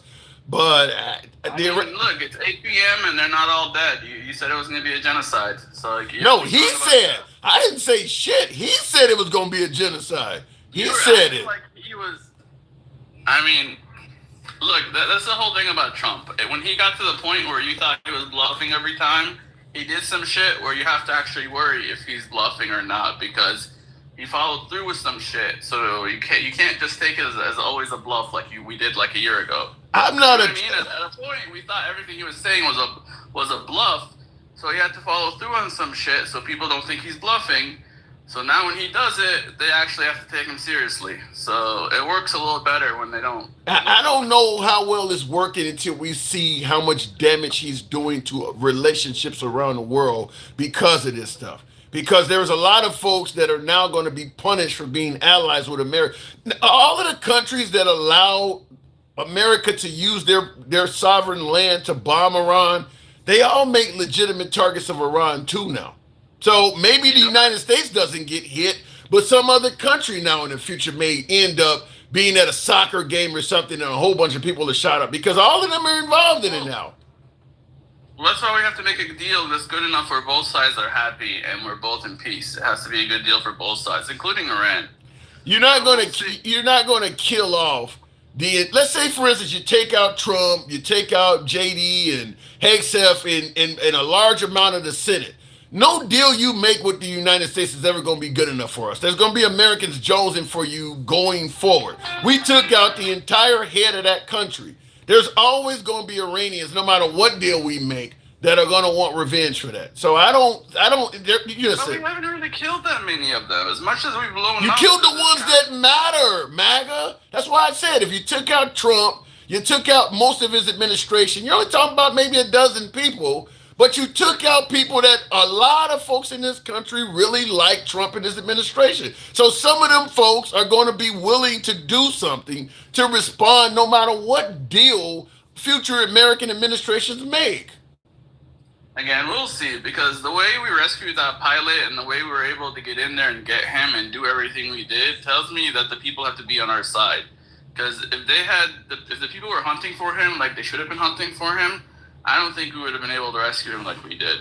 First of all, not only were they hunting for him, they had to kill 17 Iranians to get him out of there because they were actually under fire trying to get him out. They were hunting for him. Dude climbed a mountain 7,000 foot up. I mean, he didn't make it easy, but they were hunting for his ass. I gotta go. They were hunting for him, if though. that was America, they would have 1,000 of us shooting at them, not just 17. Depends on where it happened. If it happened out in the middle of Death Valley somewhere, I don't think that would be the case. Depends on where it happened. We'll be out there really quick with some fucking huge 4x4s and lots of guns. Right. Especially in that area. That area has a lot of They automatic. went into Minnesota and was beating the shit out of protesters and killing the Renee Nicole Good and Alex Preddy, and wasn't nobody shooting at them. If you send a heavily armed force, even Americans who are talking about how happy they are to have the Second Amendment, you can make Americans stand down. What happened in Minnesota is a clear example that even with the Second Amendment, you can make Americans stand down. You just got to send in a force that is arm heavy enough. I gotta go. ICE were not invaders. ICE were just regular cops doing their job. Ask the people. The people of Minnesota will disagree. I gotta move on. Tap the screen. Get the likes up to 70,000. But yeah, I stand by that statement. I think ICE has proven that the Second Amendment is no guarantee against tyranny. Regardless of how you feel about ICE, maybe you think ICE was doing the job they should have been doing. The people of Minnesota saw them as tyrannical. And they were able to go into Minnesota, wreak havoc upon that population, and leave all unscathed. For the most part, ICE was able to go into that city and wreak havoc unscathed, and they left. There's tons of Minnesotans that have pew-pews, if you want to use the term for the internet. Did you see any of them getting in firefights with them? So the Second Amendment, to me, meant that after seeing that, that's a guarantee that does not protect you against tyranny. You can be tyrannical even if the population is armed. Looking in the comments, you just have to do it the right way. Heavily armed in a huge show of force from folks that make it clear we will kill you at the slightest indiscretion. That's what ICE did. They made it clear, you fuck with us, you're gonna find out. The people stood down. Yeah, I'm talking out of both sides of your mouth. I say Taco, the other half says he's genocidal. I don't know, somebody says, oh, let me hang on a second here. Tap the screen, by the way, get us up to 70,000. I do want to make sure I'm changing my screen here for some reason. Freedom fighter listens to Iran propaganda. You shouldn't listen to anybody's propaganda. The problem is you don't know when you're being told the truth or when you're being fed propaganda. The Iranian people have no weapons to defend themselves against the Iranian regime that is shooting them down in the streets. Even if they did have weapons, a large portion of the citizen population probably don't want to be in gunfights. Same thing in America. If you ended up having a tyrannical government in this country, most American citizens are not going to be willing to die against a heavily armed government to fight for their liberty. Most Americans wouldn't do that. I believe a lot of Americans will stand down. A lot of armed Americans are not going to go outside and fight against, AMRAAMs and folks in bulletproof gear with military equipment. But just no matter what they got in their house or on their closet shelf, they're not about to go outside and get involved in that. And by the way, you've seen that when it comes to school shootings. You've had actually armed, trained police officers that hesitated to go into a school and save children. Everybody that carries a firearm is not prepared to lose their life defending stuff. Everybody ain't like that. I mean, there's tons of examples. That's a consistent thing I tend to do. Get over it. Keep believing. Okay, well, I'm just telling you. I'm hearing a lot of pro-USA Iranians are thinking differently after Trump's rantings and bombings. How is Iran thinking differently? From what I hear, both sides came to some kind of agreement. I don't see where Iran was just stepping down. I don't see where the United States came out of this victorious. I don't see how the United States gained anything out of this. Let me go back to the box. Tap the screen. Thanks some of you folks are helping your boy out with the hat and mustache. TikTok cap goals. We'll continue on and we'll go straight with Be More Tactical. It's an interesting name. Nobody won anything, says Wisconsin Mama. That's the way I see it. I don't see any victories right now. Be More, good evening. How you doing, Tim? I don't even know, man, with this threat of genocide. So I'm gonna be like 10,000% honest because this is my second time coming up on the show. I want to just address something real quick. Sure. You're called Straight Talk. That motherfucker gets on here talking some straight bullshit. And I don't give a damn what anybody got to say. I could say literally, I voted for Donald Trump 3 times. 3 times. Okay? I'm going to be honest with you. And as a matter of fact, I'm sitting at a Royal Farms gas station right now near my house in Canton, Baltimore. I can tell you right now for regular gas, we're at $4.09 with a card, $4.19 without a card, and super, which is 93, is $4.99. What about the claim, the notion, like what MAGA React said, that paying a little bit extra for gas is worth it if you make Iran a less threatening country to us? Well, by making Iran a significantly less threatening country, if that means killing all of the people and government that live there, then of course they're going to be less of a fucking threat to us. And keep in mind, I'm saying everything to you as somebody who voted for Donald Trump 3 times. Technically, I'm Black MAGA. Officially. So that being said, I mean, it's a less safe country if it's nothing but glass because we bombed the shit out of it and all the sand turned to glass. Yeah, less dangerous. Do you agree with the original attack into Iran? Are you talking about when they bombed like their nuclear facilities in like Isfahan and stuff like that? Well, yeah, let's go with the one in last June. Yes, the one where he claimed that he obliterated the facilities. Did you agree with that one last year? In that regard, yes, I can agree with that because those were very targeted. They were limited strikes, minimal casualties to the civilian population of Iran, no casualties to U.S. troops and soldiers. It was very strategic, very well planned. I can agree with that. So him saying last month What is this, April? So yeah, early March, him saying that turns out they're about to get a nuclear bomb again, and we need to go back. How did you feel about the second go round? I think that's fucking bullshit. I'm gonna be 10,000% honest with you because this is something that I've thought about multiple times, and I'm gonna say this now. I don't care who the president is. I feel as though whether it was Joe Biden in office, Kamala Harris in office, or Donald J. Trump in office, this still would have happened. The way it played out would be different because let's be real, this is not the war that America wanted. This is what Israel wanted. And let's be real here.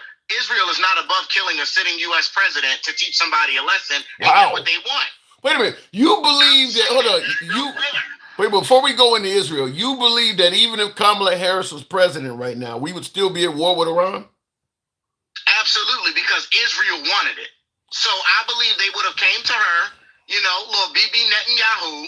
He'd have marched his ass right across the ocean, taken a very agreed flight plan so he don't fly through no other nation's airspace that wants to arrest his ass for already committing war crimes and genocide. He would have walked over here. He would have done a nice little face appearance, took some photos, a little photo op, and he'd have gotten whoever was sitting in the Oval Office to be like, hey, look, I want this war. And if they'd have told him no, the vice president would have gotten a very quick promotion and learned not to tell him no. Damn. So your suggestion is that if Kamala Harris refused to play ball with Netanyahu, there would be no more Kamala Harris and President Tim Walz would have. Tim Walz would be the president. That's exactly what I'm saying. Wow. Yes, you think Netanyahu is that bad? Israel has one of the largest lobbies in U.S. history inside of our country. They have more lobbyists petitioning for their country than we do for children having free food or access to resources and clean drinking water in our country. Yes, I absolutely believe Israel is always going to get what the hell they want. So is it safe to assume, based on what you're saying, if what you're saying is accurate, perhaps the biggest threat to America is not Iran, it may be Israel? I 100% agree. The United States needs to cut off Israel like a bad limb immediately. Okay, well, I'm getting nervous about. I'm getting nervous. I don't want to get visited by the Mossad. Before you know it, the whole damn app goes down. It's like talking about Oprah Winfrey. Talking about Israel can cause problems. In America, I believe in the Second Amendment. I'm gonna tell you right now, if the Mossad ever came for me, I'm gonna give them a hell of a fight for their life, Tim. I'm gonna tell you right now. They may get me, but I'm taking several with me. They will get you, and you're assuming you would know it's the Mossad when they get. The Mossad is probably the most thorough Secret Service operation in existence. I don't think you would even know it was them. You might be eating your cereal and notice one of the flakes tastes funny. I don't think you would be able to do anything with the Mossad. Good thing I don't eat cereal. Whatever you're eating, whatever you're drinking. I mean, have you ever seen the movie Munich? I'm just simply saying, if you see Steven Spielberg's version, his movie called Munich, where they show how the Mossad, when it systemically got the folks who were responsible for killing Jewish folks, they're very creative. They're just very creative at finding ways to poison and just get their enemies. So you probably wouldn't know the Mossad was on to you, and by the time it was over with, you wouldn't be with us. But anyway, so you're saying we need to cut our ties with Israel. So you believe that they're getting us involved in a lot of shit that is not in our best interest? Absolutely. Israel has a problem with Iran. The United States, we had a deal under Barack Obama, okay? We had a multi-unilateral nation agreement where people were checking outside of the United States on Israel. And that being said, they verified. Pam Bondi even came out and said, we have no ability to be able to say that they're developing a nuclear missile. I think you're talking about Tulsi Gabbard. Are you talking about Tulsi Gabbard? Which one is Tulsi Gabbard? Tulsi Gabbard is Pam Bondi is the department. She's the former Department of Justice. Tulsi Gabbard is the intelligence lady. That's the one who said that. Yes, my mistake. Yeah. My apology. I misspoke. But yeah, Tulsi Gabbard. She came out. She even said that in front of Congress. We had no intel to confirm that they were developing a nuclear database or a nuclear weapon. And then they asked Trump about it. He's like, she doesn't know what she's talking about. Because when they asked Trump that question, Benjamin Netanyahu had already told Trump, yeah, this is going to happen. Or, you know. Do you think they got?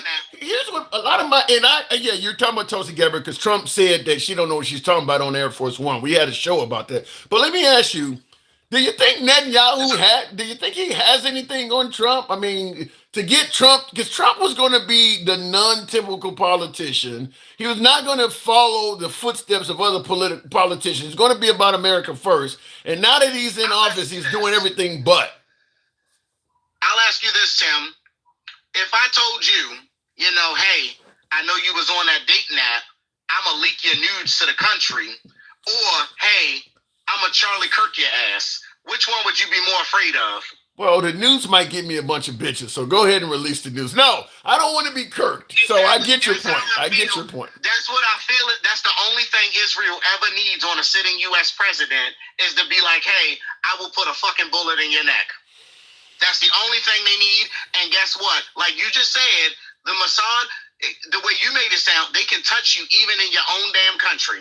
Yeah, they can. They absolutely We've can. seen it before. The Secret Service may be an ironclad thing, but there are still gaps in the fence. Well, yeah, we've seen those gaps. Yeah, there's absolutely gaps. I mean, just like we've seen, I think Putin is another one that can touch you as well. And Trump doesn't really cross Putin very much at all either. So I don't know. I mean, you think he's genuinely maybe fearful of Netanyahu? Absolutely. I can't remember what it was. I think he came up with like that speech for like the coalition of something, whatever Trump came up with, and Benjamin Netanyahu was standing next to him. When Trump normally gives a speech, Trump is very energetic. He's like very like you can tell that like Trump is like passionate about this. It's very direct. You can tell. When he gave that speech standing next to Benjamin Netanyahu, Trump seemed tired. He seemed drained. It almost felt like what he was saying was forced, like he didn't believe in it. But the whole time he said every word, Benjamin Netanyahu was standing over his shoulder. And he said every word that was written on that paper. When Trump normally gives a speech, how often do you see him look down at a speech that is written? He's an off-the-cuff kind of guy. He gave that speech. Exactly. When he gave that speech, every word he said, every so often, look down at the paper. Look down at the paper. Read from the script. So let me ask you. Benjamin Netanyahu wrote that script. So as a person who voted for Trump 3 times, I'm correct, you did vote for him 3 times, right? Yes, sir. You are correct. How do you letter grade, A, B, C, D, or F like we got in school? What letter grade would you give him so far? As of right now, Trump has degraded himself to a B. A B as in boy. B minus, yes. So he's still above average, though. He may be above average, but that is because I don't believe that he is above redemption. Wait, say that again? That is because I don't believe that Donald Trump is above redemption. Above redemption. So, I mean, if you're giving him a B, you think he's doing a pretty good job still so far. To some extent, yes. And to others, I strongly disagree. We should not be in Iran. We should have left those people alone. We should have left Obama's deal in place. Oh. And also, just I want to branch off for a second because I really hate it when you have Straight Talk on here and he be talking that straight bullshit. Well, Straight Talk gives him an A+. Straight Talk can kiss my whole ASS for all I give a damn. Wait, hold on. As black MAGA yourself, or black as they call you guys, who voted for Trump, you're giving him a B. What's up? Now, Straight Talk says Trump's face should don all 4 faces of Mount Rushmore. He believes Trump has been an A+. What do you disagree with on him? Why? That's why Straight Talk is a single man beating his meat and licking Cheeto dust off of it when he's done. Okay, so let's be real here. Come on, Tim. That man comes on here. You never agree with shit that man says. Okay, that man speaks from a place of fucking nonsensical and assholery all the damn time. Literally, Donald Trump could go out there with a sword and cut the throats of 1,000 kids live on camera, and Straight Talk would be like, well, those kids could have grown up to be terrorists. Straight Talk is straight bullshit. That's a fact. That being said, ignore him. I understand you run a free speech platform, but when I hear him talk as somebody who voted for Donald Trump, I 100% understand what gangster grandma means when she calls you the king of fluffing for letting people come on here and spread misinformation and disinformation, because that motherfucker ain't said one thing correct yet. Like when he came up on your platform and he said we don't get oil from the Strait of Hormuz. He's lying like shit. He's lying like well, shit. wait a minute. If he is lying, he is echoing, because President Trump has said that too. President Trump Donald Trump suggested is that. also lying. I will say that Trump is a liar. But you're giving him a B minus. America green again, Republican, not a Trump Republican. Donald Trump is fucking lying. But you're giving him, wait, hold on. But you're giving a liar that got us in a war you think is wrong a B minus. Explain. Well, no, I'm gonna break this down real quick because I know Straight Talk is in here listening and he's bullshit, and I want him to know this because I'm gonna break him down. He may end up following you. I may have to bring him up after you now that you done brought him up. But go ahead, clear it up. I mean, hey, if homeboy wishes to drop a galaxy, that's all I'm saying. You know, give Tim some money, and yeah, I'll crush you live. But that being said, wow, when America developed our oil industry, we only have a president in office that can alternate between Democrat and Republican every 4 to 8 years in American history. That's how that goes traditionally. True. So that being said, when America started developing its oil industry, we were not drilling very heavy for oil. So that being said, we imported most of our oil from Middle Eastern nations. And there are two types of oil. There's this heavy, dark crude oil, and then there's this light golden oil. Since we imported most of our oil from the Middle East, it was largely this light golden thin viscosity oil. Mm-hmm. And we built all of our oil refineries to be able to process that. So the reason why we sell so much oil is because the United States produces a lot of that dark, thick crude oil. And what would happen was, as the United States started developing and producing more oil that we had on our own land, we would purchase that light oil from other countries, and we would mix it with the dark crude oil that we produce. And we would go ahead and run it through the refinery, because our refineries are only made to process a medium to light level oil. Okay. So that is why we still sell so much oil. So when he comes on here and he says we don't get oil from the Middle East, you're straight bullshit, Straight Talk, and I'm telling you that now. You're a liar. Well, even if he's lying, in defense of Straight Talk, I'm going to say he's getting it from the president. You believe Trump is lying, maybe he doesn't. And by the way, in the comments, Juice 9794 is making a statement that a lot of my beloved MAGA is somewhat agreeing. They're suggesting because of your criticism, you don't sound like genuine MAGA, sir. No, I'm genuine MAGA. I'm not a genuine idiot. I'm not a cult member. I can criticize any president. Just like people come on here and wish the worst for Donald Trump, that he lost his life. That is fucking insanity. Joe Biden came out and said that he had cancer. I didn't like the man. I didn't agree with the man. I didn't like 99% of his policies. But yet at the end of the day, I would never wish that man the worst. I never feel as though we should beat our politicians with a bullet. Wait. How do you respond to President Trump after the death of Robert Mueller saying, "I'm glad he's dead"? I 100% disagree with that. I think it was in poor taste. Somebody is dead. You should be able to give them a certain level of respect and decorum. It doesn't matter whether you like them or not. I'm just still trying to, I'm asking you these questions for, because I'm still kind of baffled as to why you're admitting all of these things about Trump that are not necessarily positive while simultaneously giving him a B. Give me some of the metrics of Trump where you believe he is worthy of a grade, because C is average, B is above average. Give me some metrics of Trump that is earning this B you're giving him. Okay, all right, fine. So that being said, Gangster Grandma, when she comes on here, you frequently tell her about the border, and she says that Trump's numbers for encounters are significantly lower, so that means that Biden's numbers were better. That's not what that means. Gangster Grandma, I just want to tell you, I love you. I'm a fan. You love Gangster. You ain't MAGA. No MAGA worth. No MAGA. No, wait, hold on.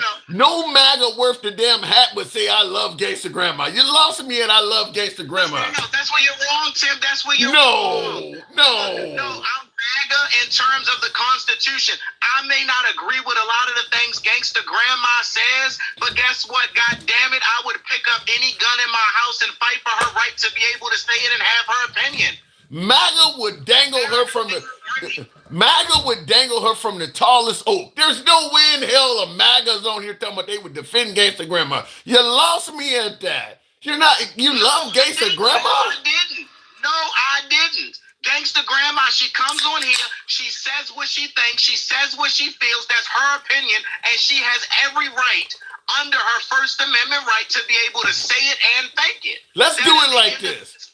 Let's pass it to the people. Since I got several hundred folks watching across the platforms. By way of yes or no in the comments, folks, is this guy sounding like MAGA to you? Do you believe we're talking to MAGA? Yes or no in the comments. I need to hear from the people because I haven't heard MAGA speak in a manner as such. Are we talking to MAGA? Yes or no in the comments. Buckeye says yes. Okay. Few of you folks. All right. We won't take away your MAGA card just yet. No, so see, listen. The crazy thing is that people think when you're MAGA, you know, a lot of people have developed this. Oh, if you're MAGA, you have a cult mentality. You've got what does the one guy say? He always says that Straight Talk got a case of Trump, case of head up Trump's ass syndrome. Yes. Straight Talk. I ain't gonna lie. By the way, when you bring him up, I fucking love that guy. I'm gonna tell him because I know he's probably listening. Straight Talk does not have head up Trump's ass syndrome. He's got brain smaller than a fucking walnut syndrome. Let's be real, okay? That's what I'm saying. As MAGA, that man's a fucking idiot through and through. P. Moore, you're a very interesting guest. Have we talked before? We have talked before, and by the way, I just want to address this too because I called you before. You were on my tripod. I was standing in my kitchen. It was some snotty nosed bitch talking about my refrigerator. You know, saying, oh, he's MAGA, he does so well, but can't afford a new refrigerator. First of all, bitch, I live at the Porter in Canton, Baltimore. I pay $4,700 a month for rent for a 3-bedroom apartment. So that being said, fuck off my refrigerator, bitch. All right. Bank account up, okay, you're responding to somebody who's not here and nobody else knows what you're talking about. But be more, always a pleasure. Come on back anytime, man. Thank you. Yes, sir. Appreciate it. By the way, tap the screen. I did not know I was bringing up MAGA, but I'm always happy to talk to MAGA. Nevertheless, tap the screen. Get us up to 90,000. For my YouTube users, I'm going to ask that you smash that like button. We try to deliver entertaining programming. Doesn't cost you anything to tap that like button, but it helps out the algorithm. Definitely brings in more MAGA because I have more MAGA on YouTube. So I need for my YouTubers to smash that like button, if you will. Looking in the comments briefly, though, Iran would have a nuclear weapon by now under the Obama treaty, says Robert Kennedy. I'm just going to say maybe, maybe not. I don't, listen, at the end of the day, there was a belief by some, I think by more, the Trump administration believes that the Iranians were not adhering to the deal from Obama. However, most of the free world disagrees with that, plus or minus a Netanyahu. But most of the free world, I don't think there was any NATO member nation saying that the Iranians were not abiding by that deal. Trump said they were not abiding by that deal. In fact, Trump was saying they were not abiding by the deal before he even became president, leading to the obvious question, how the hell would he know? How would he know they're not abiding by the deal when you're campaigning? He was campaigning saying they weren't abiding by the deal. How would he know that? So, look, when it comes to Trump, we're here now suggesting that when he threatened to wipe out all of Iran, he was just using that to accomplish some type of goal. Perhaps when he said they were not abiding by the deal, he might have been doing the same thing. Maybe he wants more power in the region, control of their oil or something of that nature, or just to weaken the Iranians as a country. So I'll just say that they're developing a nuclear weapon so we can go in there and do something. Who knows? If you're going to suggest that the guy says things that may not be true because he has an ulterior motive, then you open up the door for folks to ask, then how do you know when he's actually telling the truth? That gives folks the right to scrutinize everything he says. Every single thing he says may be something that's not true because he has an ulterior motive. The guy stated he was going to wipe out an entire civilization. MAGA suggests he had no intention of doing that. He was just making a statement to gain leverage over the Iranians. So, in other words, he was lying to get some other goal accomplished, which is what I just stated. Then, how do you know when he's not telling the truth on something else in the future? Perhaps he may be lying about something else to get a goal accomplished. Ending the war in 24 hours, lowering the price of groceries on day one. Was he lying to get a goal accomplished then? Think about that. Looking in the comments, Islam wants to make all of us slaves, and they pray every day. Their ideology is against humanity. I don't see that. Fancy, is that Fancy Prancy or somebody in there? I don't see that. I don't see where Islam wants to make all of us slaves. They're not even making their own people. Based on what? Where are you getting at that Islam wants to make everybody? That to me sounds like Islamophobic rhetoric. Lies about everything. If his mouth is moving, says happy. Real quick in the comments, Bam Bam 77 says a long time. Oh, thank you, Bam Bam, for watching the live. 77, appreciate that. TikTok sometimes advises us. It's called bluffing, Gen X. Yes. But then if he's willing to lie, bluffing is a lie. Call it whatever you want. If you're saying something and you know you're not going to do it, you're just saying it to get someone else to move first, then you're lying. You're saying something you know is not true. So I'm just simply saying if he's willing to lie as a bluff, then how do you know when he's not lying? I mean, he says he's always saying millions of different things. He's on internet tweeting and saying all kinds of shit. How do you know when he's telling the truth or not? That's why I keep calling folks MAGA whisperers who claim they know when he's being honest and when he's not. Going back to the box, smash that like button if you're watching on YouTube. We'll continue on with the show. We'll go straight to Tamar, New Jersey's best. Good evening, Tamar. Welcome to the program. He never tells the truth, says. I don't agree with that. He tells the truth sometimes. Certainly when it comes to Iran, he made it clear he was going to go in there. Tamar, good evening. What's up, Tim? Not much at all. The notion that Trump was threatening to wipe out the Iranian population, how do you view him even suggesting that? Crazy. But what about crazy? How do you respond to folks who suggest that he was bluffing, as Gen X said, and it somehow, some way gave us the path towards victory with Iran? Because they think that it's negotiating, but it's a bad negotiating, in my opinion. I mean, it's just something you don't say. You threaten to basically extinct people. Yeah. Yeah, I'm with you on that. I'm okay with bluffing in some forms, but yeah, there are certain things that should be off limits. Yeah, that should be off limits, threatening genocide. I mean, the people of Iran has nothing to do. If you're going to suggest they're killing protesters and protesters are not happy with the government of Iran, you shouldn't be threatening to kill them. So, but a lot of MAGA agrees with this. What say you? Would say, yeah, because you know they're a cult. I was listening to a live today, and there was a lady on there from, I guess, from Iran. Okay. And she was basically talking about how bad Iran is and everything. And so I made a comment in the comment section. I said, well, what does that have to do with anything about him talking about killing off a whole population of people? And they just like. They beat so much around the bush and never really answered what my question was. I'll tell you this.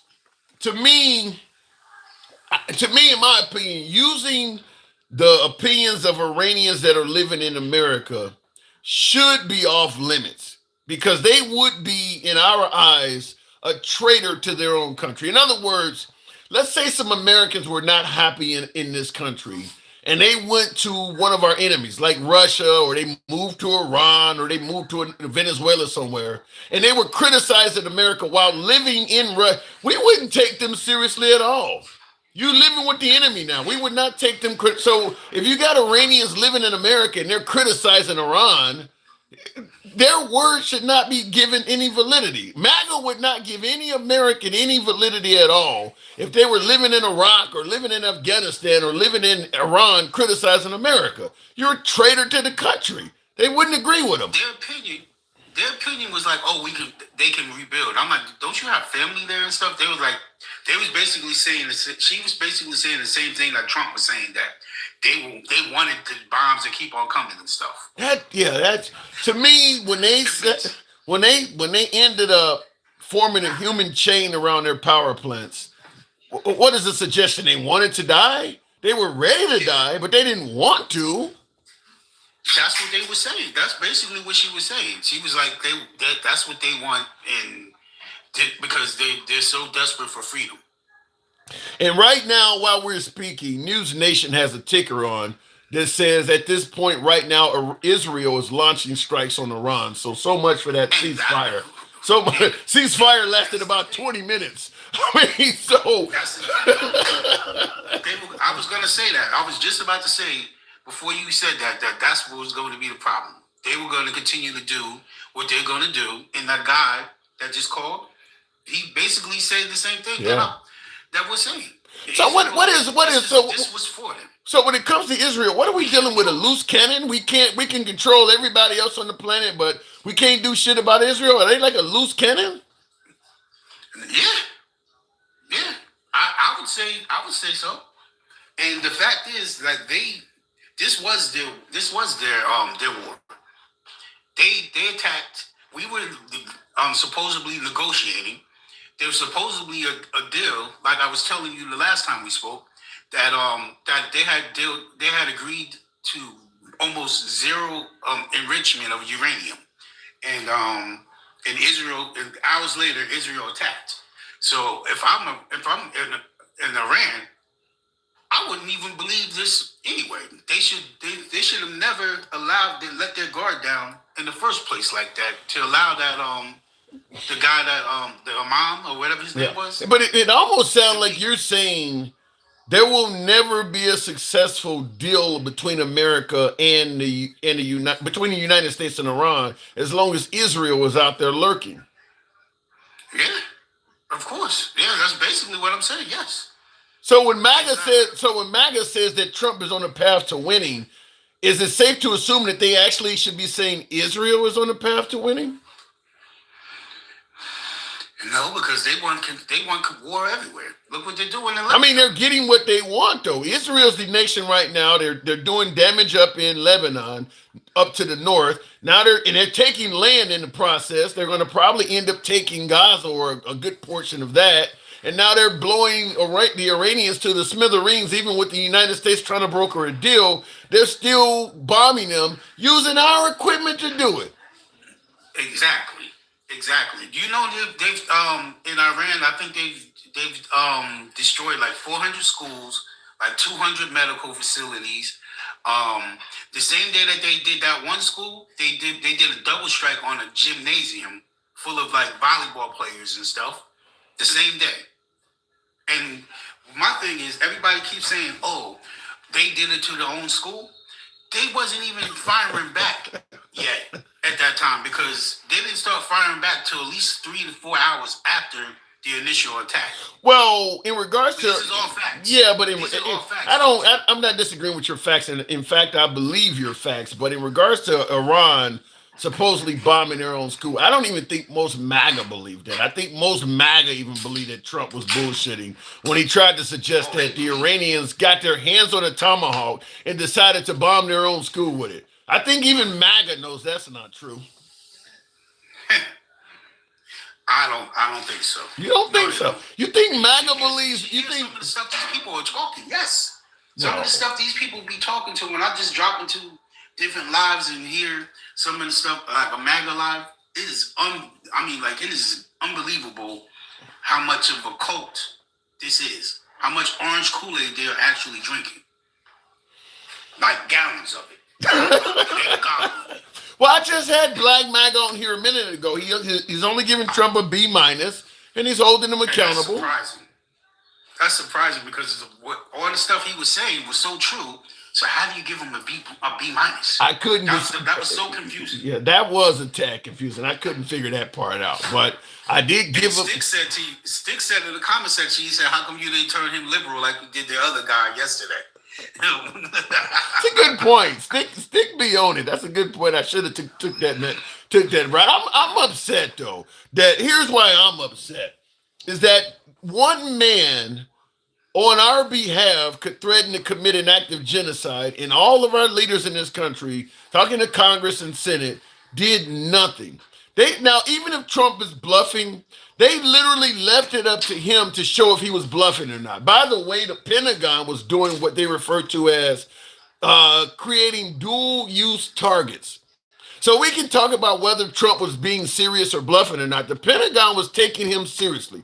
They were presenting dual use targets because they know what he threatened was a war crime. So they were going to give him a list of targets that they could somewhat finagle the rules and say, well, this could be used by the military. They were picking out targets in Iran. So they actually believed him. The Pentagon did.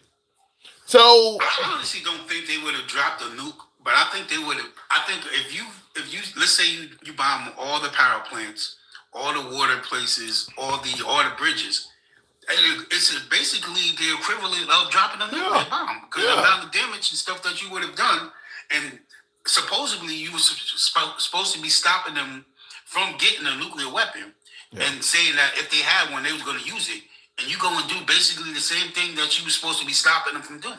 Yeah, and I see it. Make it make sense. Yeah, and like I said, I mean, the idea that one man could do all this on our behalf. He ain't even went to Congress and declared war, and yet he's talking about wiping a civilization off the face of the earth. Now, Takesha in the comments says Congress is in recess. Mike Johnson will not bring them back.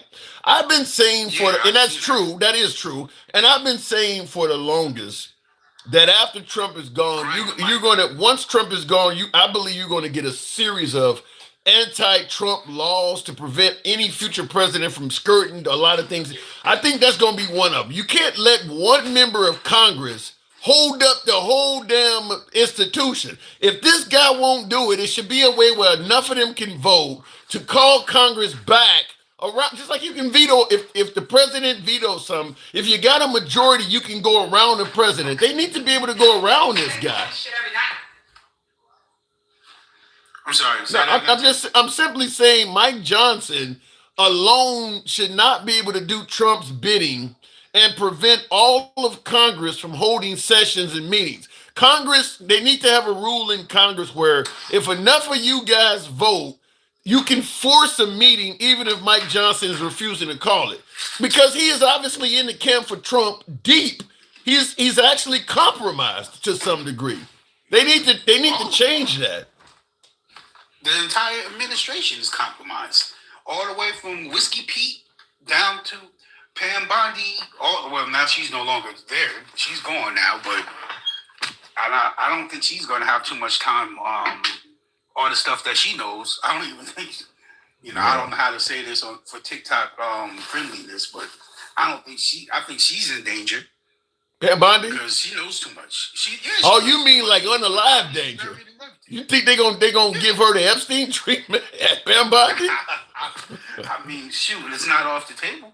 Well, to be honest with you, if that's the case, all of them know too much. I mean, except the double taps and all of that shit. I mean, there are plenty of people in the U.S. military that are probably going to be called to testify before Congress once it's a liberal Congress. And some of them are going to probably say some of those Venezuelan drug boats, there was no evidence they were carrying drugs. There was no evidence they were on their way to the United States. I mean, once people start getting called to testify, you're going to get to the bottom of a lot of this stuff.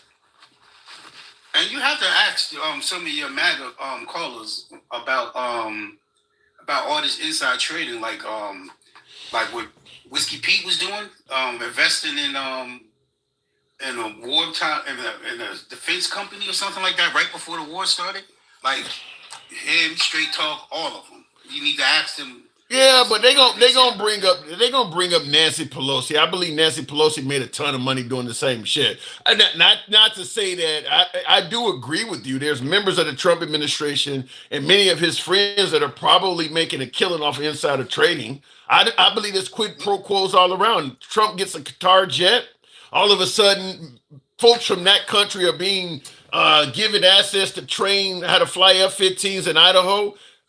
That didn't come from nowhere. So yeah, Trump is, look, he got a ballroom where he claims none of the money for the ballroom came from the taxpayers. Just a bunch of anonymous people just decided we got extra millions of dollars to give you. We don't want nothing for that. That doesn't make sense. So yeah, And speaking of which, go how the ahead. hell do you stop something after he puts a big ass hole in the side of the White House, and then you say, "Oh, you didn't get you need Congress permission to build this"? Like, shouldn't you have stopped that before he put the started the demolition?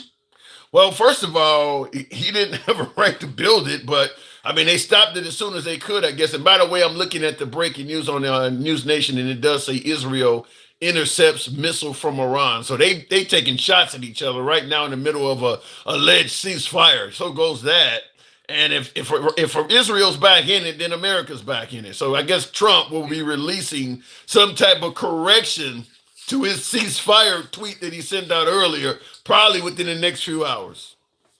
I don't think Ceasefire it was over ever a with. ceasefire. I think they just was trying to, hey, we're gonna stop, and then still do the attack. You put too many soldiers over there.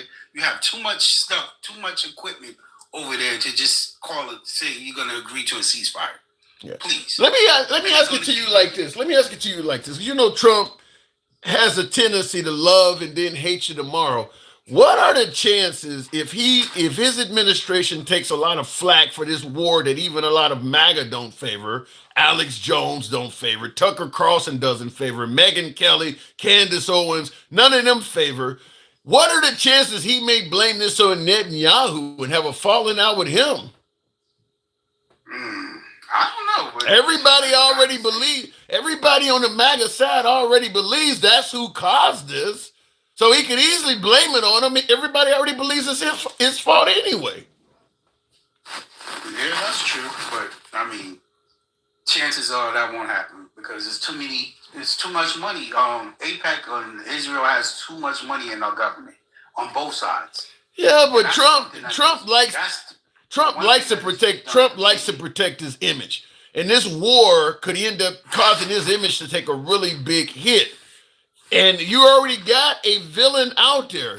Your party and a hell of a lot of liberals already, your party, when I say your party, I mean, talking to Trump, I would tell him your party being MAGA and a hell of a lot of liberals already believe Netanyahu is the one that's getting you to do this. You already got the villain.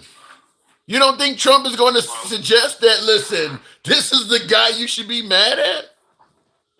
Well, if he does it, it will be one of his many visits, and then it would arrest him, and then that's. Well, you can't arrest Get Netanyahu. it off. You can't arrest him. Why not? I mean, Why not? He's got an international warrant, right?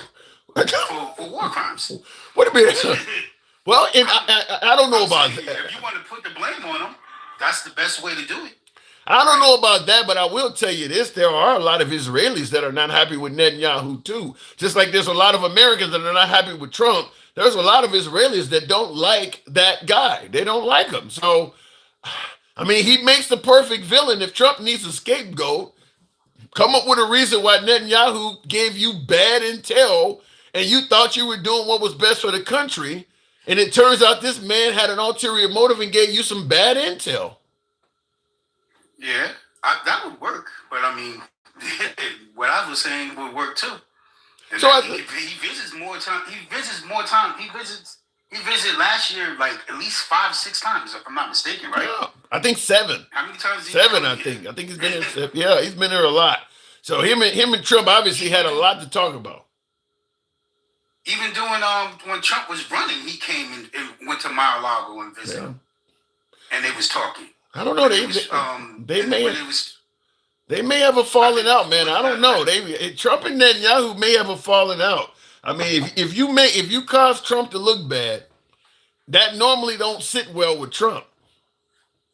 Well, he did get mad at him, right? Remember when he had what Carter was it? Remember when he when they were I think right after we had the 12-day war, I think they didn't stop. They kept on bombing. They kept on attacking each other. They kept on attacking Iran, and he was like, he cursed. Yeah. Trump cursed. Remember?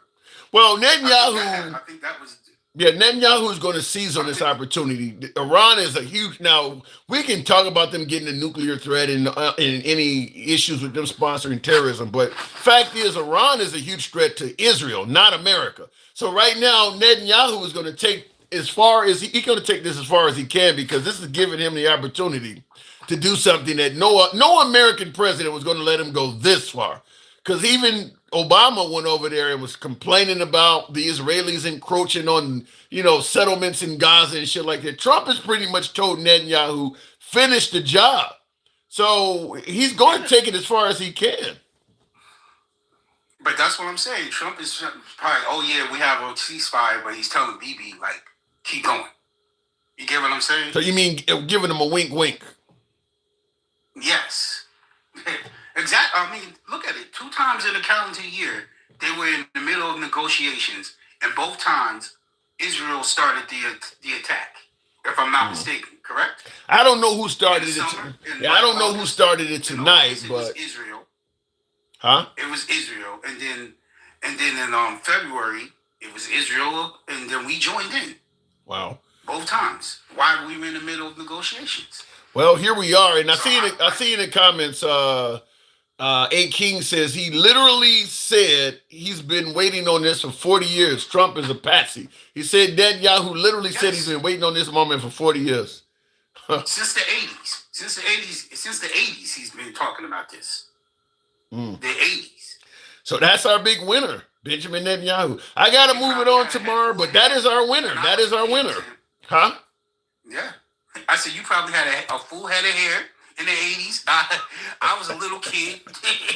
That is crazy. That's like 40 plus years. Yeah, that's like 40 plus years. Wow. All right, Tamar. This is depressing, but I appreciate you coming on, man. Thank you.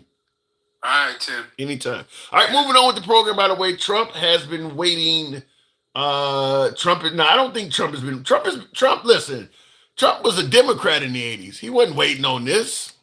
I don't believe Trump has been waiting on this. Look, the way Trump moves all over the place. I mean, one day he's over here, another day he's over there.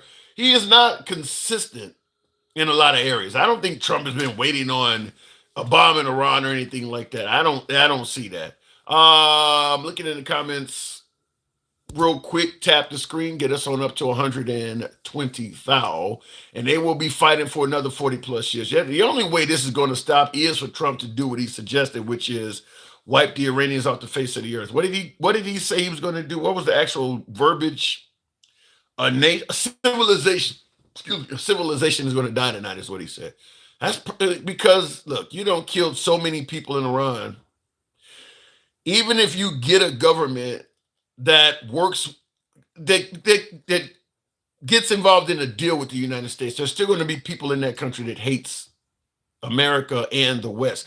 This is why I used this example earlier with one of my other MAGA callers. I said that, let's say an enemy like Russia or somebody took out the head of our government, like we took out the head of Iran. We took out the Ayatollah.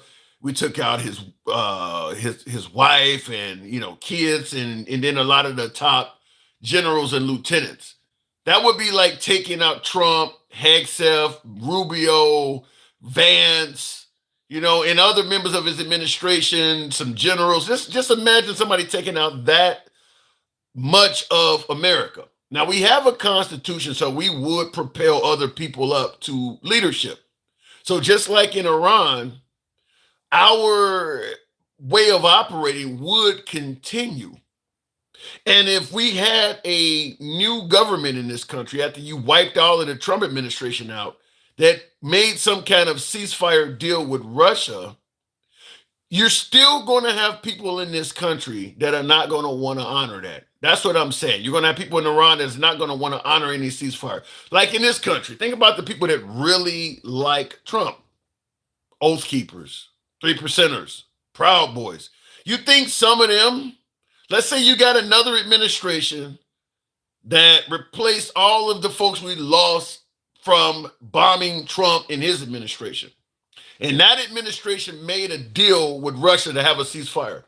You don't think a bunch of armed members of the Proud Boys or armed members of the 3%, people who really like Trump, would still be jonesing for some get back? You would still, that's what we call terrorist groups in Iran. We would have that in this country.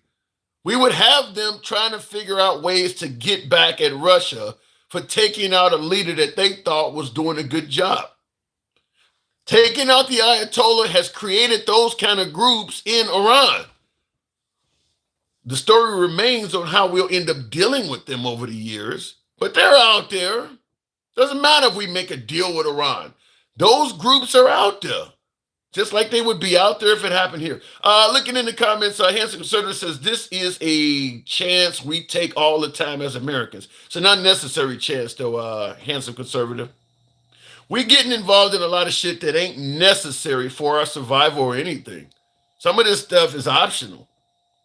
I think there are more Americans in this country, and I mean Americans that are even among those who believe that Iran should never be a nuclear member nation. I still believe, even amongst those folks who believe that, there are more Americans who believe what Trump did invading Iran was an optional as opposed to necessary conflict.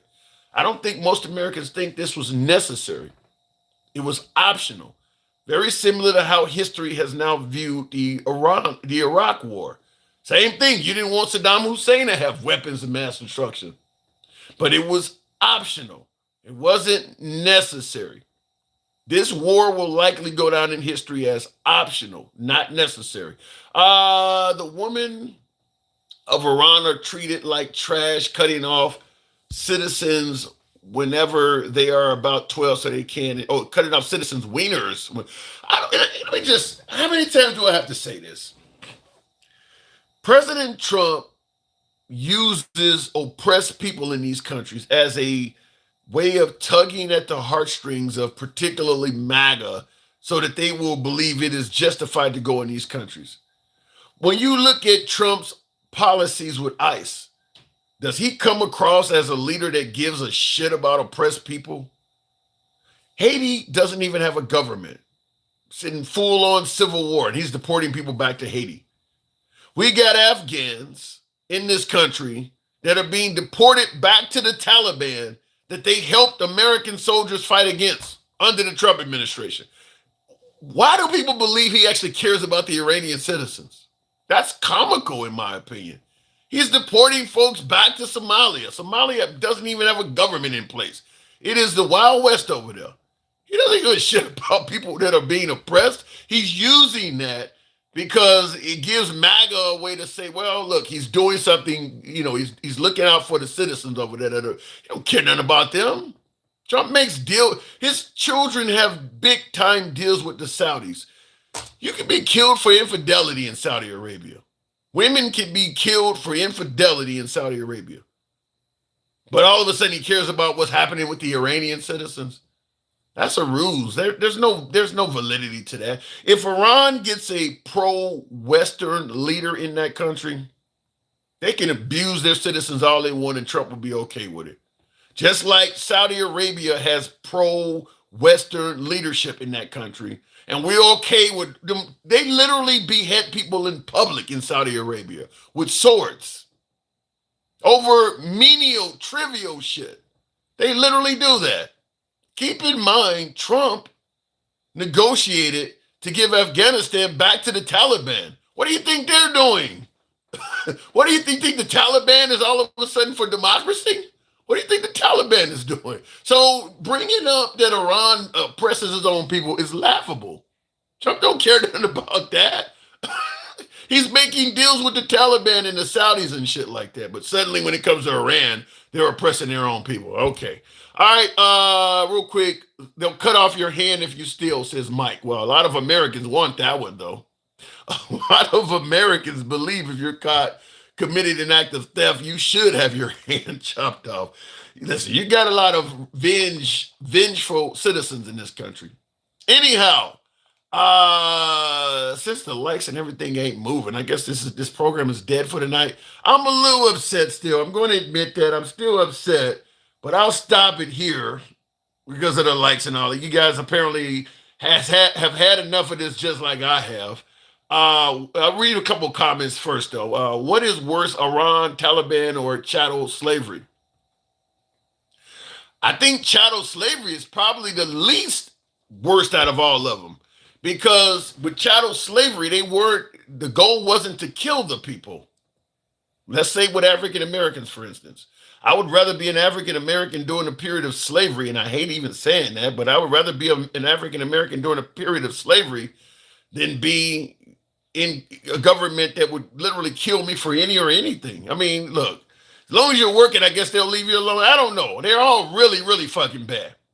They're all really, really bad.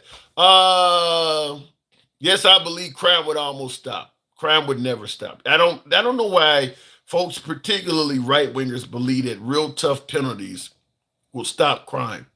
It doesn't. Tough penalties do not stop crime. It just changes who the criminals are. If you allow the government to do whatever they want to criminals, they start becoming criminals themselves. They start using that power in corrupt manners. Maybe one of the guards or the cops favors some chick. So now she has to perform or risk being persecuted in some kind of way.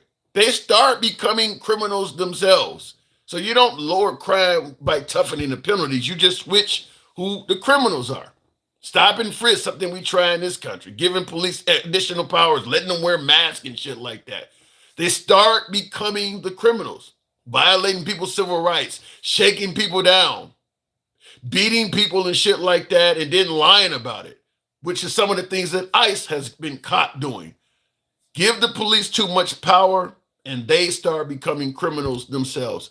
The U.S. supplies the world with ammunition and artillery, then get upset when they use them. There is some truth to that. There is some truth to that. What happens is we supply our allies with weapons, and then when they vote in a leader that doesn't play ball with America, then we have to go in and spank them. It's as simple as that.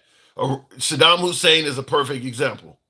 We give them equipment, and then when they don't play ball or sometimes they start feeling empowered, then we have to go in and spank them. And that usually means, killing the guy. Trump is the ultimate deal maker, but cannot make this deal. I don't know how he's even viewed as the ultimate deal maker, in my opinion. I don't see it.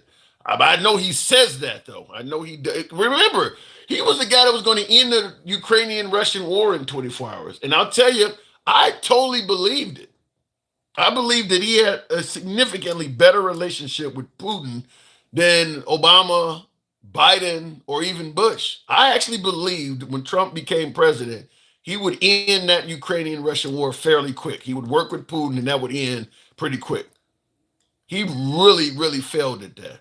That war is going on just as much now as it was when he got elected. He really failed at that. So I don't know about him being an ultimate deal maker. I don't see it. And he met with Putin, had the guy over here on the red carpet, gave the guy a flyover at the taxpayer's expense, put him in the presidential limo, the beast, all of that shit. Nothing came out of that. Deal maker my ass. He met with Kim Jong-un in North Korea at the demarcation zone, whatever you want to call it, demarcation zone. Nothing came out of that. Now, he refers to all these meetings as great and great phone call. Yeah, but what comes out of this stuff? Nothing. Kim Jong-un is just as much of a tyrant as he was before Trump met him. And obviously, Putin is still doing whatever he wants to do in Eastern Europe. I absolutely disagree that he is some kind of great deal maker. But nevertheless, like I said, you guys seem to be a little lazy on the thumbs and all of that good shit tonight. So we'll end it at this. It's your boy Tim, the Handsome Liberal. I'll see you tomorrow.